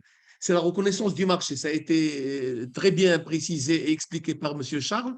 C'est-à-dire, ce sont des distributeurs, ce sont des responsables de la mise sur le marché en Europe qui privilégient certains labels ou d'autres labels parce qu'ils ont une certaine réputation, une crédibilité, etc. Donc, nous avons intérêt à créer un label marocain, le défendre, le présenter auprès de ces distributeurs et les rassurer que ce label répond à toutes leurs exigences et leurs attentes. Mais il n'y a pas de système de reconnaissance accordé par l'Union européenne. Lorsque Serge parle d'une réunion avec l'Union européenne, ce sont des entreprises de l'Union européenne, pas les institutions de l'Union européenne.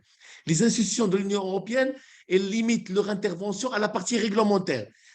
Monsieur Charles a parlé du règlement REACH. Il y a également des directives européennes sur les produits cosmétiques, donc sur la partie qualité et sécurité, pas par la partie spécificité bio ou naturelle. Donc là, c'est le marché. C'est la loi du marché. On doit la suivre et évoluer pour la satisfaire. Les préoccupations ou les soucis des cirques belges, je pense que contrairement, comme il a dit, aux aspects, aux produits agricoles où la réglementation est claire et l'autorité est claire, au niveau du cosmétique, il y a certaines ambiguïtés, même dans le domaine de la qualité. Mais nous avons, par exemple, pour la qualité, le gouvernement avait tranché en mettant en place une circulaire qui obligeait les responsables de la mise sur le marché des produits cosmétiques à procéder à leur enregistrement auprès de la DMP. Donc, on peut aussi voir avec la DMP ensemble pour pouvoir faire évoluer cette exigence qui se limitait à la qualité pour la faire évoluer à d'autres déclarations qui concernent les produits cosmétiques et qui auraient peut-être un impact sur la santé des utilisateurs. Donc, il y a l'absence d'une réglementation, c'est dit. Il y a, comme je vous ai dit tout à l'heure, il y a des dispositions, mais elles ne sont pas mises en œuvre. C'est la loi de la protection des consommateurs. Mais on peut travailler pour pouvoir trouver cette solution ensemble pour le marché marocain. J'insiste aussi, il n'y a pas uniquement l'export. Lorsque vous parlez de la présence sur le marché de produits qui portent le label bio, alors qu'ils ne le sont pas peut-être, c'est sur le marché marocain. Donc là, on peut contrecarrer, on peut faire face à ces pratiques par il faut s'imposer par vraiment des producteurs qui sont vraiment labellisés et qui vont défendre leur intérêt sur ce marché. Et ils auront même une crédibilité pour ouvrir cette discussion avec les autorités, à savoir qu'ils ont fourni et investi beaucoup d'efforts pour pouvoir avoir ce label bio, alors que ce label, il est utilisé à tort et à travers par d'autres personnes, d'autres intervenants qui ne le méritent pas. Donc là, on pourra continuer dans le cadre de notre travail avec les opérateurs, dans le comité créé à cet effet, pour aborder, pour compléter, pour donner de la chance à ce label Maroc de vivre et de trouver sa place, pour continuer sur l'aspect réglementaire et travailler ensemble pour interpeller toutes les autorités, toutes les parties concernées pour donner des solutions et faire face à ces pratiques. Donc voilà, Simone. Merci infiniment de cette précision. Je pense que le message, juste un petit mot. Est-ce que je peux ajouter Charles, quelque chose? Oui. Juste après, s'il vous plaît, parce que je voudrais apporter cette précision de recadrage à partir de ce qu'on appelle la centralité du consommateur. Et surtout, je pense que l'invitation de ces Taïbi a été entendue pour impliquer aussi le secteur privé pour une association globale. Allez-y, Charles, allez-y. Oui, je voulais juste dire, d'abord, il y a un label qui vient d'être adopté en Europe en 2022, qui est le Eco-Label. J'ai mis le lien dans le chat tout à l'heure. Maintenant, c'est un label, c'est toujours optionnel. Hein. Les labels, comme vous avez bien dit, là, c'est optionnel. C'est le marché qui les demande, mais ce n'est pas obligatoire. Juste un petit point. J'ai entendu à plusieurs reprises les gens dire qu'est-ce qui se passe, pourquoi c'est Morocco Foodex alors que ça devrait être, ce sont des produits cosmétiques et tout ça.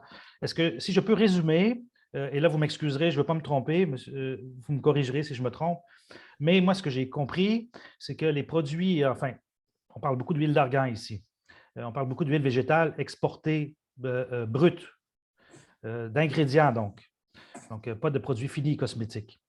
Donc, en gros, l'huile d'argan, par exemple, est exportée comme un produit alimentaire, mais dès qu'elle rentre en Europe, elle est importée comme un produit cosmétique. Donc, la législation cosmétique marocaine, je crois, enfin manifestement, elle est plus complexe. Les procédures sont plus complexes que les procédures pour l'alimentation, alors que l'Europe, c'est le contraire. Alors, les opérateurs, par les codes douaniers, etc., vous savez, on dit, par exemple, quand on exporte l'huile d'argan, vous me corrigerez si je me trompe, mais on écrit huile d'argan vierge, torréfiée ou non torréfiée. Donc, c'est la qualité de torréfaction qui définit l'usage cosmétique ou alimentaire. Et c'est comme ça qu'on arrive en fait, à tous les moments, le 15-15-90, enfin, l'huile d'argan est importé en Europe comme produit cosmétique, alors que c'est exporté comme produit alimentaire. Et ça, c'est évidemment, si je peux me permettre aussi, je pense que moi, ce que j'ai entendu, c'est que c'est l'ONSA et le Morocco Foodex qui ont développé les procédures les plus efficaces, rapides, etc. Je ne connais pas la DMP, là, mais et qui délivrent les tests. Ils ont aligné leurs procédures pour que ça soit facile d'importer en Europe, etc. Donc, je pense que c'est pour des raisons de facilité que ça s'est installé comme ça, mais alors c'est pour répondre à la question, enfin aux commentaires. Merci Charles. Je ne sais pas si Mme Matassim a réglé son problème technique. Si c'est le cas, allez-y. Je crois que ce n'est pas encore résolu. Par contre, on me signale que M. Zrari est avec nous. Vous êtes là, M. Zrari, pour votre témoignage? M. Zrari? Donc, toujours ce problème technique. Alors maintenant, une autre question qui nous a été soulevée par une autre entreprise. Est-ce qu'il y a une mise en relation entre les producteurs marocains, cosmétiques naturels et produits alimentaires, et les distributeurs opérateurs étrangers, notamment en Europe, États-Unis et Asie? Charles, je crois que vous êtes interpellé aussi sur cette question. La mise en relation entre les producteurs marocains, cosmétiques naturels, je crois… Vous êtes là, Charles? Votre micro, s'il vous plaît. Oui, je suis là. Oui, tout à fait, je suis là. Bon, exporter, c'est une démarche assez complexe qui demande de la préparation, qui demande des investissements, etc. Il faut se poser la question si on est prêt à exporter, si on est prêt à investir pour exporter. Pour aller vendre ces produits, il faut aller les vendre, en fait. Les salons européens sont des bons endroits, en fait, pour promouvoir ces produits. Mais en amont de la participation à un salon, il faut investir aussi. Ça veut dire qu'il faut investir dans des outils de marketing, il faut préparer, il faut aussi s'assurer d'être à niveau, au niveau des réglementations, etc. Donc, c'est toute une histoire. Il y a beaucoup de gens, vous savez, moi, dans mon travail, je vois tous les jours des gens qui disent « Ah oui, je veux exporter ». Tout le monde veut exporter. Forcément, tout le monde veut exporter. Mais il y a un autodiagnostic qui doit être fait par les entreprises. Ils doivent se poser la question, c'est ça, de leur capacité, de leurs moyens, et de faire un plan ensuite, ce qu'on appelle le plan d'exportation. Ça, c'est capital, c'est central. Ça peut être simple, ça peut être très simple, mais il faut faire ça. Les acheteurs, Évidemment, il y a des intermédiaires, des agents, des importateurs qui vont directement à la source, mais l'objectif est toujours d'éliminer, notamment dans les filières d'argan, d'éliminer ces agents et ces intermédiaires qui ont causé quand même beaucoup de tort au niveau de la réputation du pays. La chaîne, il y a quand même une tendance majeure dans la chaîne de distribution. En fait, les importateurs, distributeurs veulent se rapprocher des producteurs. On veut diminuer les intermédiaires. Donc, il faut être capable, comme producteur, comme coopérative, comme petite entreprise, d'approcher donc ces gens-là, de se faire connaître, puis de faire ses devoirs, en fait, de s'assurer d'être au niveau, etc. Mais moi, je pense que les associations comme celle de Famille Bio et tout ça, ça joue un rôle fondamental pour aider les petits producteurs et les coopératives et tout ça. Il faut se servir de toutes les ressources qui existent. Et comme je vous dis, la première démarche, c'est d'investir, de se préparer et d'aller dans un salon en Europe. Il y en a plusieurs. Il y a les grands salons comme pour le bio, il y a BioFac, qui est quand même la principale messe là, du secteur organique en Europe, et la contrepartie Vivanes, là, qui est pour les cosmétiques naturels. Alors, ça se tient à tous les ans au mois de février. Cette année, exceptionnellement, à cause du COVID, ça va se tenir à la fin juillet. Mais il y a aussi un autre salon qui est très intéressant pour vous, entre autres, parce que souvent, dans les pays francophones, la question de la langue anglaise pose un problème. Quand on évalue ses moyens exportés, il faut aussi considérer la question de la langue. Donc, il y a un autre salon qui est en France en septembre, qui s'appelle Natexpo, qui est un salon francophone et qui peut être intéressant aussi. Donc, ça, c'est pour les produits naturels et bio. Mais sinon, il y a aussi les salons comme Anuga ou Cial pour les produits alimentaires et bon, il y a une cosmétique et tout ça. Ça, c'est les grands salons. Le Morocco Foodex organise dans la plupart de ces salons des participations. Je ne connais pas quels sont les prix, les critères pour faire partie là, dans tout ça, mais j'imagine que c'est assez facile de s'informer. Alors moi, c'est ce que je recommande. Par contre, quand on va dans un salon, c'est un investissement. Il faut se préparer, il faut faire ses devoirs. C'est ça. Donc, exporter, ça implique ça. Merci Charles. Je crois que votre interpellation sur l'implication des fédérations et des associations a suscité l'intervention de Slim Kabbash, président de la Famille Bio. Oui, moi j'aimerais vraiment applaudir à ce que vous dites. C'est bien que ce soit vous qui le disiez et pas moi. Maintenant, je répète ce que vous avez dit pour abonder dans votre sens. Aller exporter, c'est le parcours du combattant. Nous sommes un certain nombre à avoir fait le Biophare. Ça fait 12 ans que je vais au Biophare. Et dans le Biophare, il y a une partie qui s'appelle Vivanes, qui, vous en avez parlé, qui est spécialisée dans… Moi, j'invite tous les opérateurs d'abord à aller au salon une fois, sans produit, juste aller faire un tour, pour voir de quoi on parle. Le salon Vivanes, c'est le monde de l'industrie de la cosmétique, mais à très haut niveau. Donc, vous avez une vitrine, des produits de très haute qualité, hyper bien packagés, les écritures, les étiquetages, absolument fantastiques. Et quand je pose ce que j'ai vu à Vivanes, et quand je pose ce que font un certain nombre de coopératives dont on ne peut que se féliciter de tous les efforts qu'ils y mettent. Mais c'est quand même un monde. Et j'invite les coopératives qui commencent à se structurer, qui sont en général pilotées par des femmes avec un engagement extraordinaire, de savoir où est-ce qu'ils veulent aller. Il faut qu'elles sachent exactement où est-ce qu'elles veulent aller. C'est une question, comme vous l'avez dit, d'investissement, de contrôle de qualité, et il faut contrôler tout le processus de production. Moi, j'ai vu des produits des coopératives, il n'y a aucun salon qui les prendrait à l'étranger. Donc, il faut se forger, il faut se rôder dans des petits salons marocains, aller chercher la clientèle marocaine, le consommateur marocain commence à connaître les produits de qualité. Forgeons-nous, organisons-nous, et ensuite on va aller exporter, quitte à intégrer un certain nombre de coopératives en termes de GIE, en termes de regroupement, pour être plus fort et faire du bon marketing.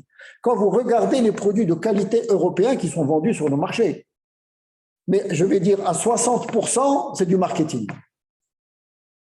Mais c'est du marketing intelligent, travaillé, attractif. Donc nous, on ne peut pas négliger ça. Il ne suffit pas de dire j'ai un produit de qualité, il faut qu'il soit réellement attractif pour le consommateur. Donc il y a vraiment un parcours du combattant à faire, un apprentissage. Il y a des formations, Madame Boutaline en a parlé, il y a beaucoup de formations à faire sur la cosmétique. pour pouvoir aller chercher ces produits. Je vais vous donner un exemple. Nous nous énorgueillons, nous sommes fiers de notre huile d'argan. Quand vous allez parler dans le monde de l'huile d'argan, ça commence à être connu. Mais est-ce que les gens achètent de l'huile d'argan? Le comparatif que je vais faire, c'est avec l'huile de coco.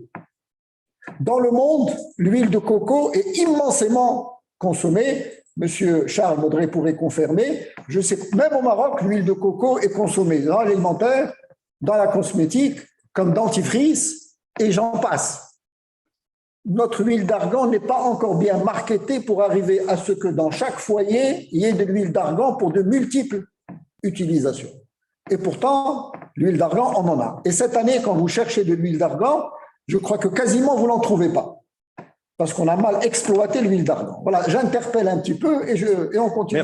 Merci, Président. Je sais que vous êtes un passionné, donc à chaque fois que vous avez la parole, c'est difficile de vous la reprendre. Une question pour M. Chgar. Vous êtes toujours avec nous. Une question, où se renseigner sur les appuis aux efforts de labellisation? Où se renseigner pour accéder? Où se renseigner sur les appuis aux efforts de labellisation? Donc, pour les efforts de labellisation, je ne sais pas si c'est pour la reconnaissance d'un nouveau signe distinctif d'origine et de qualité, tel que les indications géographiques protégées ou les appellations. Pardon? Pas entendu. Je vous ai posé la question, du coup, c'est vous qui vous posez une note, donc allez-y. Non, j'ai entendu quelqu'un qui parlait en même temps. Donc non, pas du tout. Allez-y. Parfait. Donc si c'est pour la reconnaissance d'un nouveau signe distinctif d'origine et de qualité, conformément à la loi 2506, donc bien sûr, c'est le ministère de l'Agriculture qui s'en charge, principalement à la direction du développement des filières de production. Par contre, donc, pour tout ce qui est label collectif terroir du Maroc, donc bien sûr, une simple visite à notre portail ada.gouv.ma. Donc, il y a bien sûr un cahier de charge avec quelques pièces, bien sûr, à rassembler qui vont être ensuite diagnostiquées par un comité d'homologation qui est chargé du contrôle technique des dossiers. Et bien sûr, même la qualité intrinsèque du produit est contrôlée via le laboratoire officiel d'analyse et de recherche chimique à Casablanca, avant d'émettre bien sûr l'autorisation d'usage du label collectif terroir du Maroc. Voilà. Merci beaucoup pour cette précision. Une autre question d'une autre société. Est-ce que les produits hydroponiques sans pesticides sont considérés comme bio? Charles et M. Kbaj. Charles d'abord. Charles. Il faudrait que je vérifie.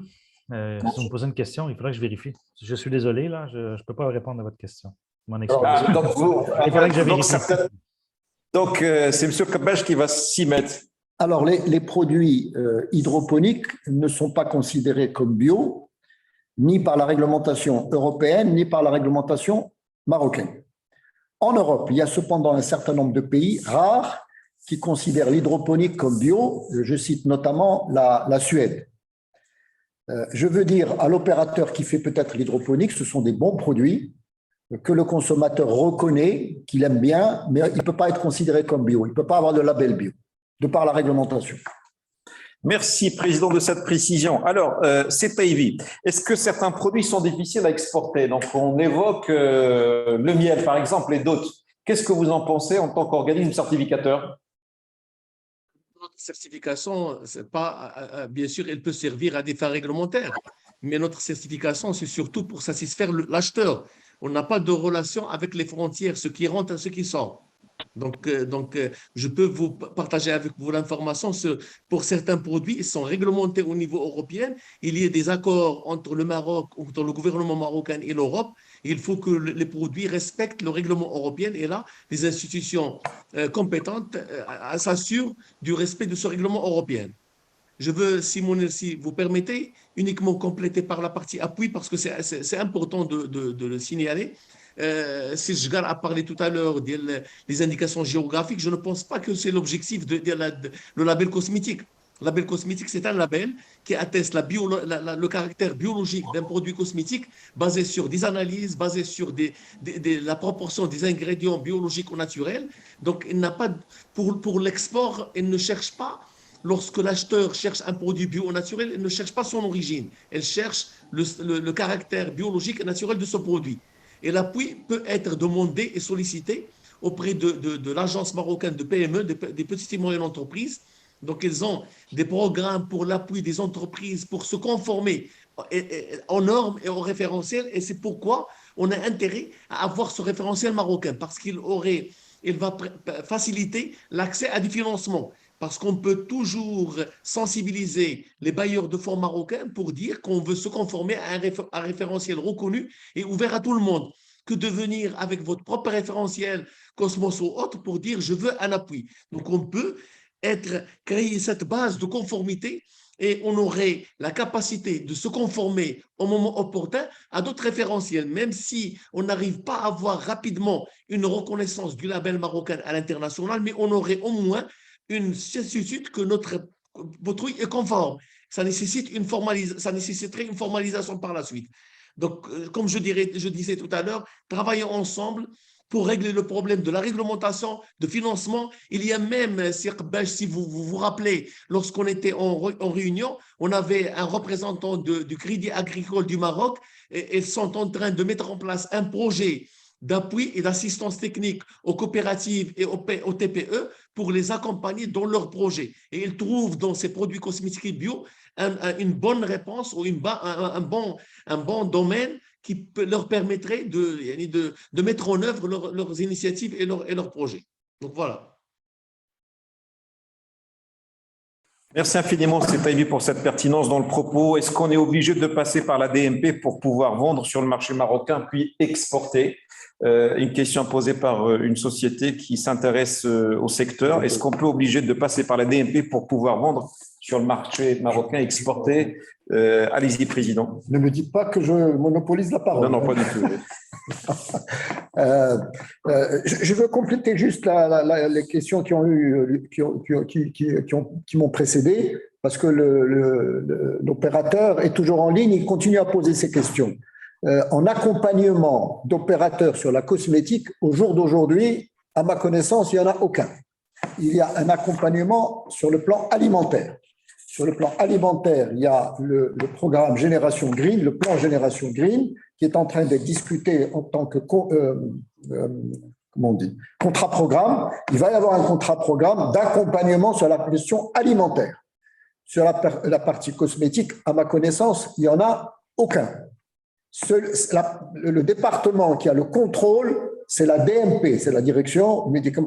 Il faut passer par la DMP, que ce soit pour des produits importés, qu'il faut enregistrer chez eux, pour des produits pour le marché local, qu'il faut enregistrer chez eux, et sur la partie export également. Pourquoi la DMP? Il y a une certaine logique à cela, et c'est vrai qu'ils sont un petit peu concernés. Il y a eu des cosmétiques qui ont été vendus en provenance d'un pays X, qu'on ne va pas citer, et ces produits ont posé des problèmes de santé, les peaux ont été brûlées, il y a eu une dynamique négative autour de ça, et on a dit la DMP va contrôler, c'est son métier de contrôle des compléments alimentaires, mais la situation temporaire a duré. Je pense qu'aujourd'hui, il faut qu'on pose la problématique pour la tutelle de la cosmétique bio, il faut qu'on la pose. Si c'est Imanor, c'est Imanor. Je suis désolé pour CPIB, mais peut-être que vous devriez élargir votre mission pour aller un peu plus loin. J'ose vous poser la question parce que je pense qu'on s'entend bien, mais il faut qu'à un moment donné, un organisme qui peut dépendre du commerce et de l'industrie, il y aurait une logique.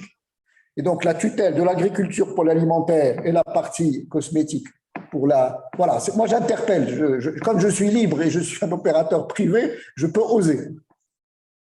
Parfait, Président, vous avez osé, donc j'espère que Setaïbi va réagir par rapport à cela. Oui, c'est merci. Donc, l'Imanor, c'est un organisme d'appui à l'entreprise. Ce n'est pas une autorité réglementaire. Aujourd'hui, on relève du ministère de l'Industrie pour créer des outils qui vont faciliter la tâche à l'entreprise pour se conformer à la réglementation et pour exporter. Et pour faciliter la tâche à l'autorité pour trouver des outils techniques pour contrôler. Mais on ne peut en aucun cas, c'est partout dans le monde, un organisme de normalisation ne peut pas se substituer à une autorité réglementaire. Le problème de cosmétique, on avait un problème, comme s'il n'allait pas Belge, donc il avait un problème de sécurité, de santé et sécurité. Il y avait 3 départements qui étaient concernés, le ministère de l'Industrie, le ministère de la Santé et le ministère de l'Agriculture. Donc on avait ces 3 départements, chacun en ce qui le concerne était concerné par ces produits. Mais le problème, à ce que tous ces départements étaient concernés, on avait sur le marché des produits de mauvaise qualité et qui ont touché à la santé des utilisateurs. Donc, il y a une dizaine d'années, une réunion entre ces trois départements et ils ont convenu à ce que le problème de réglementation, pas de la tutelle, donc c'est pour répondre à votre souci, donc il y a la réglementation et la tutelle. La tutelle de l'industrie, c'est assuré par le ministère de l'Industrie. Pour la partie réglementaire, c'est la DMP qui doit s'assurer que le produit est un produit qui répond aux critères de sécurité. Donc, elle a imposé dans le cadre d'une circulaire l'enregistrement préalable, soit de l'importateur, soit du producteur local. Pour pouvoir s'enregistrer, vous avez à répondre à un certain nombre de critères dont la norme 17 000, je ne sais pas, Madame Nadia, 22 716. Donc, 22 716 sur les bonnes pratiques de fabrication des produits cosmétiques, qui inclut un petit peu des exigences de la qualité. Donc, elle assure que le produit répond à certaines exigences de la qualité. Je ne pense que ce n'est pas notre débat d'aujourd'hui. Aujourd'hui, au-delà de la qualité, nous avons à soutenir l'entreprise marocaine qui souhaite exporter des produits par d'autres qualités, à savoir produits naturels et bio.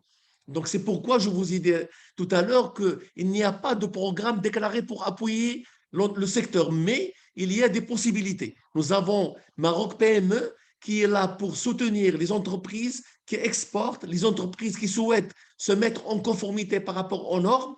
Donc, on doit venir ensemble avec un projet, avec des objectifs clairs, et on s'approche de Maroc PME avec des engagements d'aboutir aux résultats déclarés au début pour avoir le financement. Et je suis sûr qu'il y aurait des retombées bénéfiques sur l'entreprise et sur le secteur. Il y a aussi l'AMDI, c'est son rôle, c'est comme ça a été signalé tout à l'heure par certaines personnes qui posaient des questions, il y a l'établissement autonome de contrôle, il y a l'AMDI. Donc les choses, je pense que ça a été clairement séparé entre les départements. Les produits cosmétiques relèvent de l'AMDI, de l'ex-Maroc Export, et les produits alimentaires de l'établissement autonome de contrôle. Donc on peut aussi, dans le cadre de ce travail en commun, s'approcher de Maroc PME, de l'AMDI, pour les intéresser, parce que personne ne comprend très bien le souci du secteur que les opérateurs de ce secteur.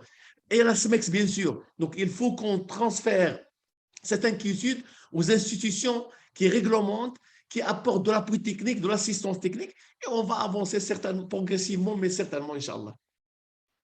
Merci beaucoup de cette précision. Je ne sais pas si Madame Zahra, qui a patienté avec nous, a réglé son problème technique. Si c'est le cas, allez-y, prenez la parole, s'il vous plaît. Madame Zahra.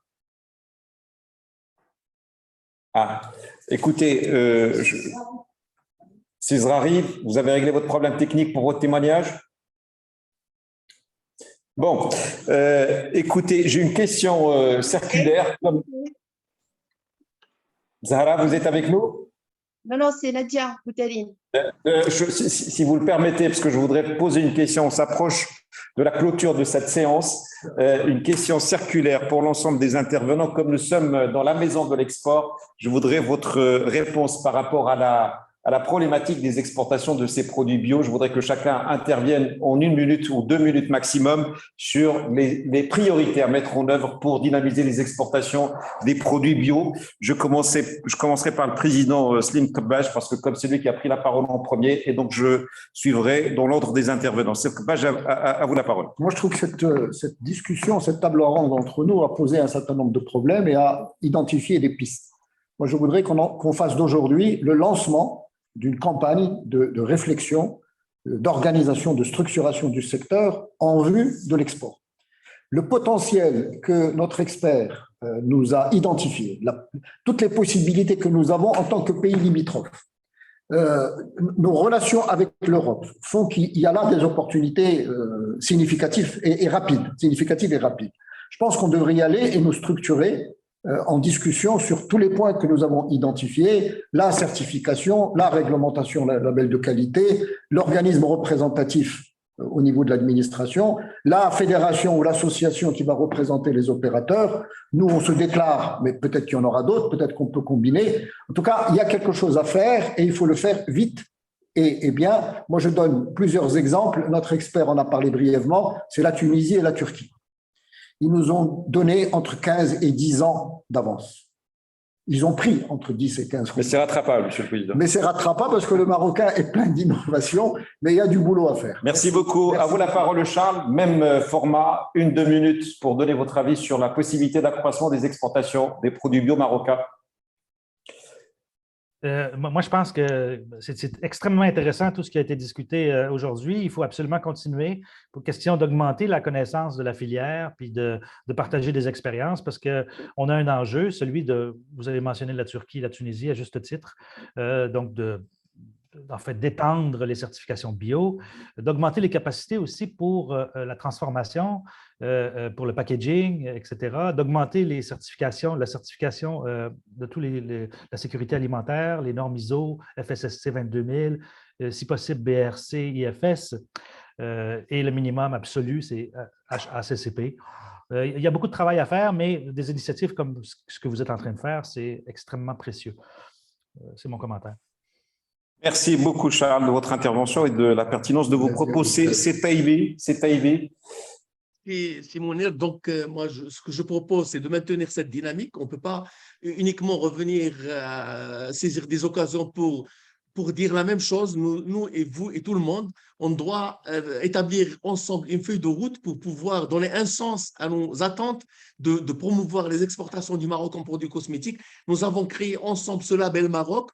On doit lui faire confiance, le label, venir chercher de l'entourer d'un certain nombre de garanties pour lui permettre d'atteindre les objectifs escomptés, à savoir la recherche de bailleurs de fonds pour financer les coopératives, les TPE et même les PME qui souhaitent se lancer dans cette initiative, et identifier les lacunes réglementaires et travailler aussi auprès des autorités pour les sensibiliser et sur les priorités, parce qu'ils sont peut-être sensibilisés sur cette question, mais pour les sensibiliser sur l'urgence de prendre de telles mesures et de travailler ensemble avec les institutions concernées pour assurer la reconnaissance de ce label Maroc au niveau international. Parce que pour moi, ça ne sert à rien de chercher à se labelliser à un coût excessif. On peut toujours obtenir des labels européens, mais ça ne serait pas en faveur de la compétitivité de l'entreprise marocaine.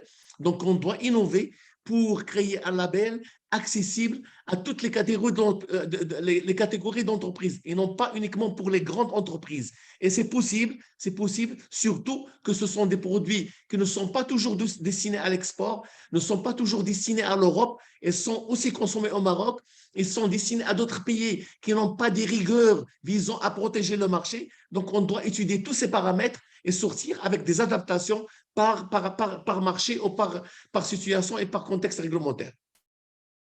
Merci beaucoup, c'est Taïbi. Je pense que votre message a été clair. Elle a été perçue par Sir Khabbaj qui est à ma gauche et réagit positivement. Et maintenant, c'est Mshgar. Votre réaction par rapport justement à ces priorités à définir pour dynamiser les exportations des produits bio marocains. Bien sûr, permettez-moi juste de commencer avec un petit commentaire pour Abdelrahim Taïbi, car apparemment, donc, il avait mal compris tout à l'heure mon intervention. Par rapport une, deux minutes, s'il vous plaît, parce que la question était précise. Même pas, ne vous inquiétez pas, même pas. Donc, c'est par rapport aux efforts de labellisation. Donc, j'ai repris tout à l'heure la partie qui est figurée dans ma présentation et qui concerne uniquement la labellisation des produits terroirs et pas les efforts, chose que fait Maroc PME, bien sûr, à chacun ses missions. Donc, par rapport au développement de l'exportation des produits cosmétiques, donc on ne peut, en tant qu'agence pour le développement agricole, que bien sûr accompagner la dynamique qui est là. Donc, on est là pour refaire et reproduire la même expérience qui est faite pour les produits du terroir et accompagner bien sûr la promotion des produits cosmétiques naturels et biologiques, donc que ce soit à l'échelle nationale et internationale. Merci. Merci infiniment. Je crois que vous vouliez la parole, Nadia, mais même principe, s'il vous plaît, 1-2 minutes pour clore. Vous faites partie des témoignages des entreprises qui sont productrices ou associations ou coopératives, productrices de produits bio. À vous la parole. Oui, je pense pour un bon avenir pour nos produits, que ce soit terroir ou produits cosmétiques, il faut arrêter d'exporter en vrac et nos matières premières. Il faut les valoriser, ils méritent d'être valorisés et exportés comme il le faut avec Made in Morocco. Donc, c'est ça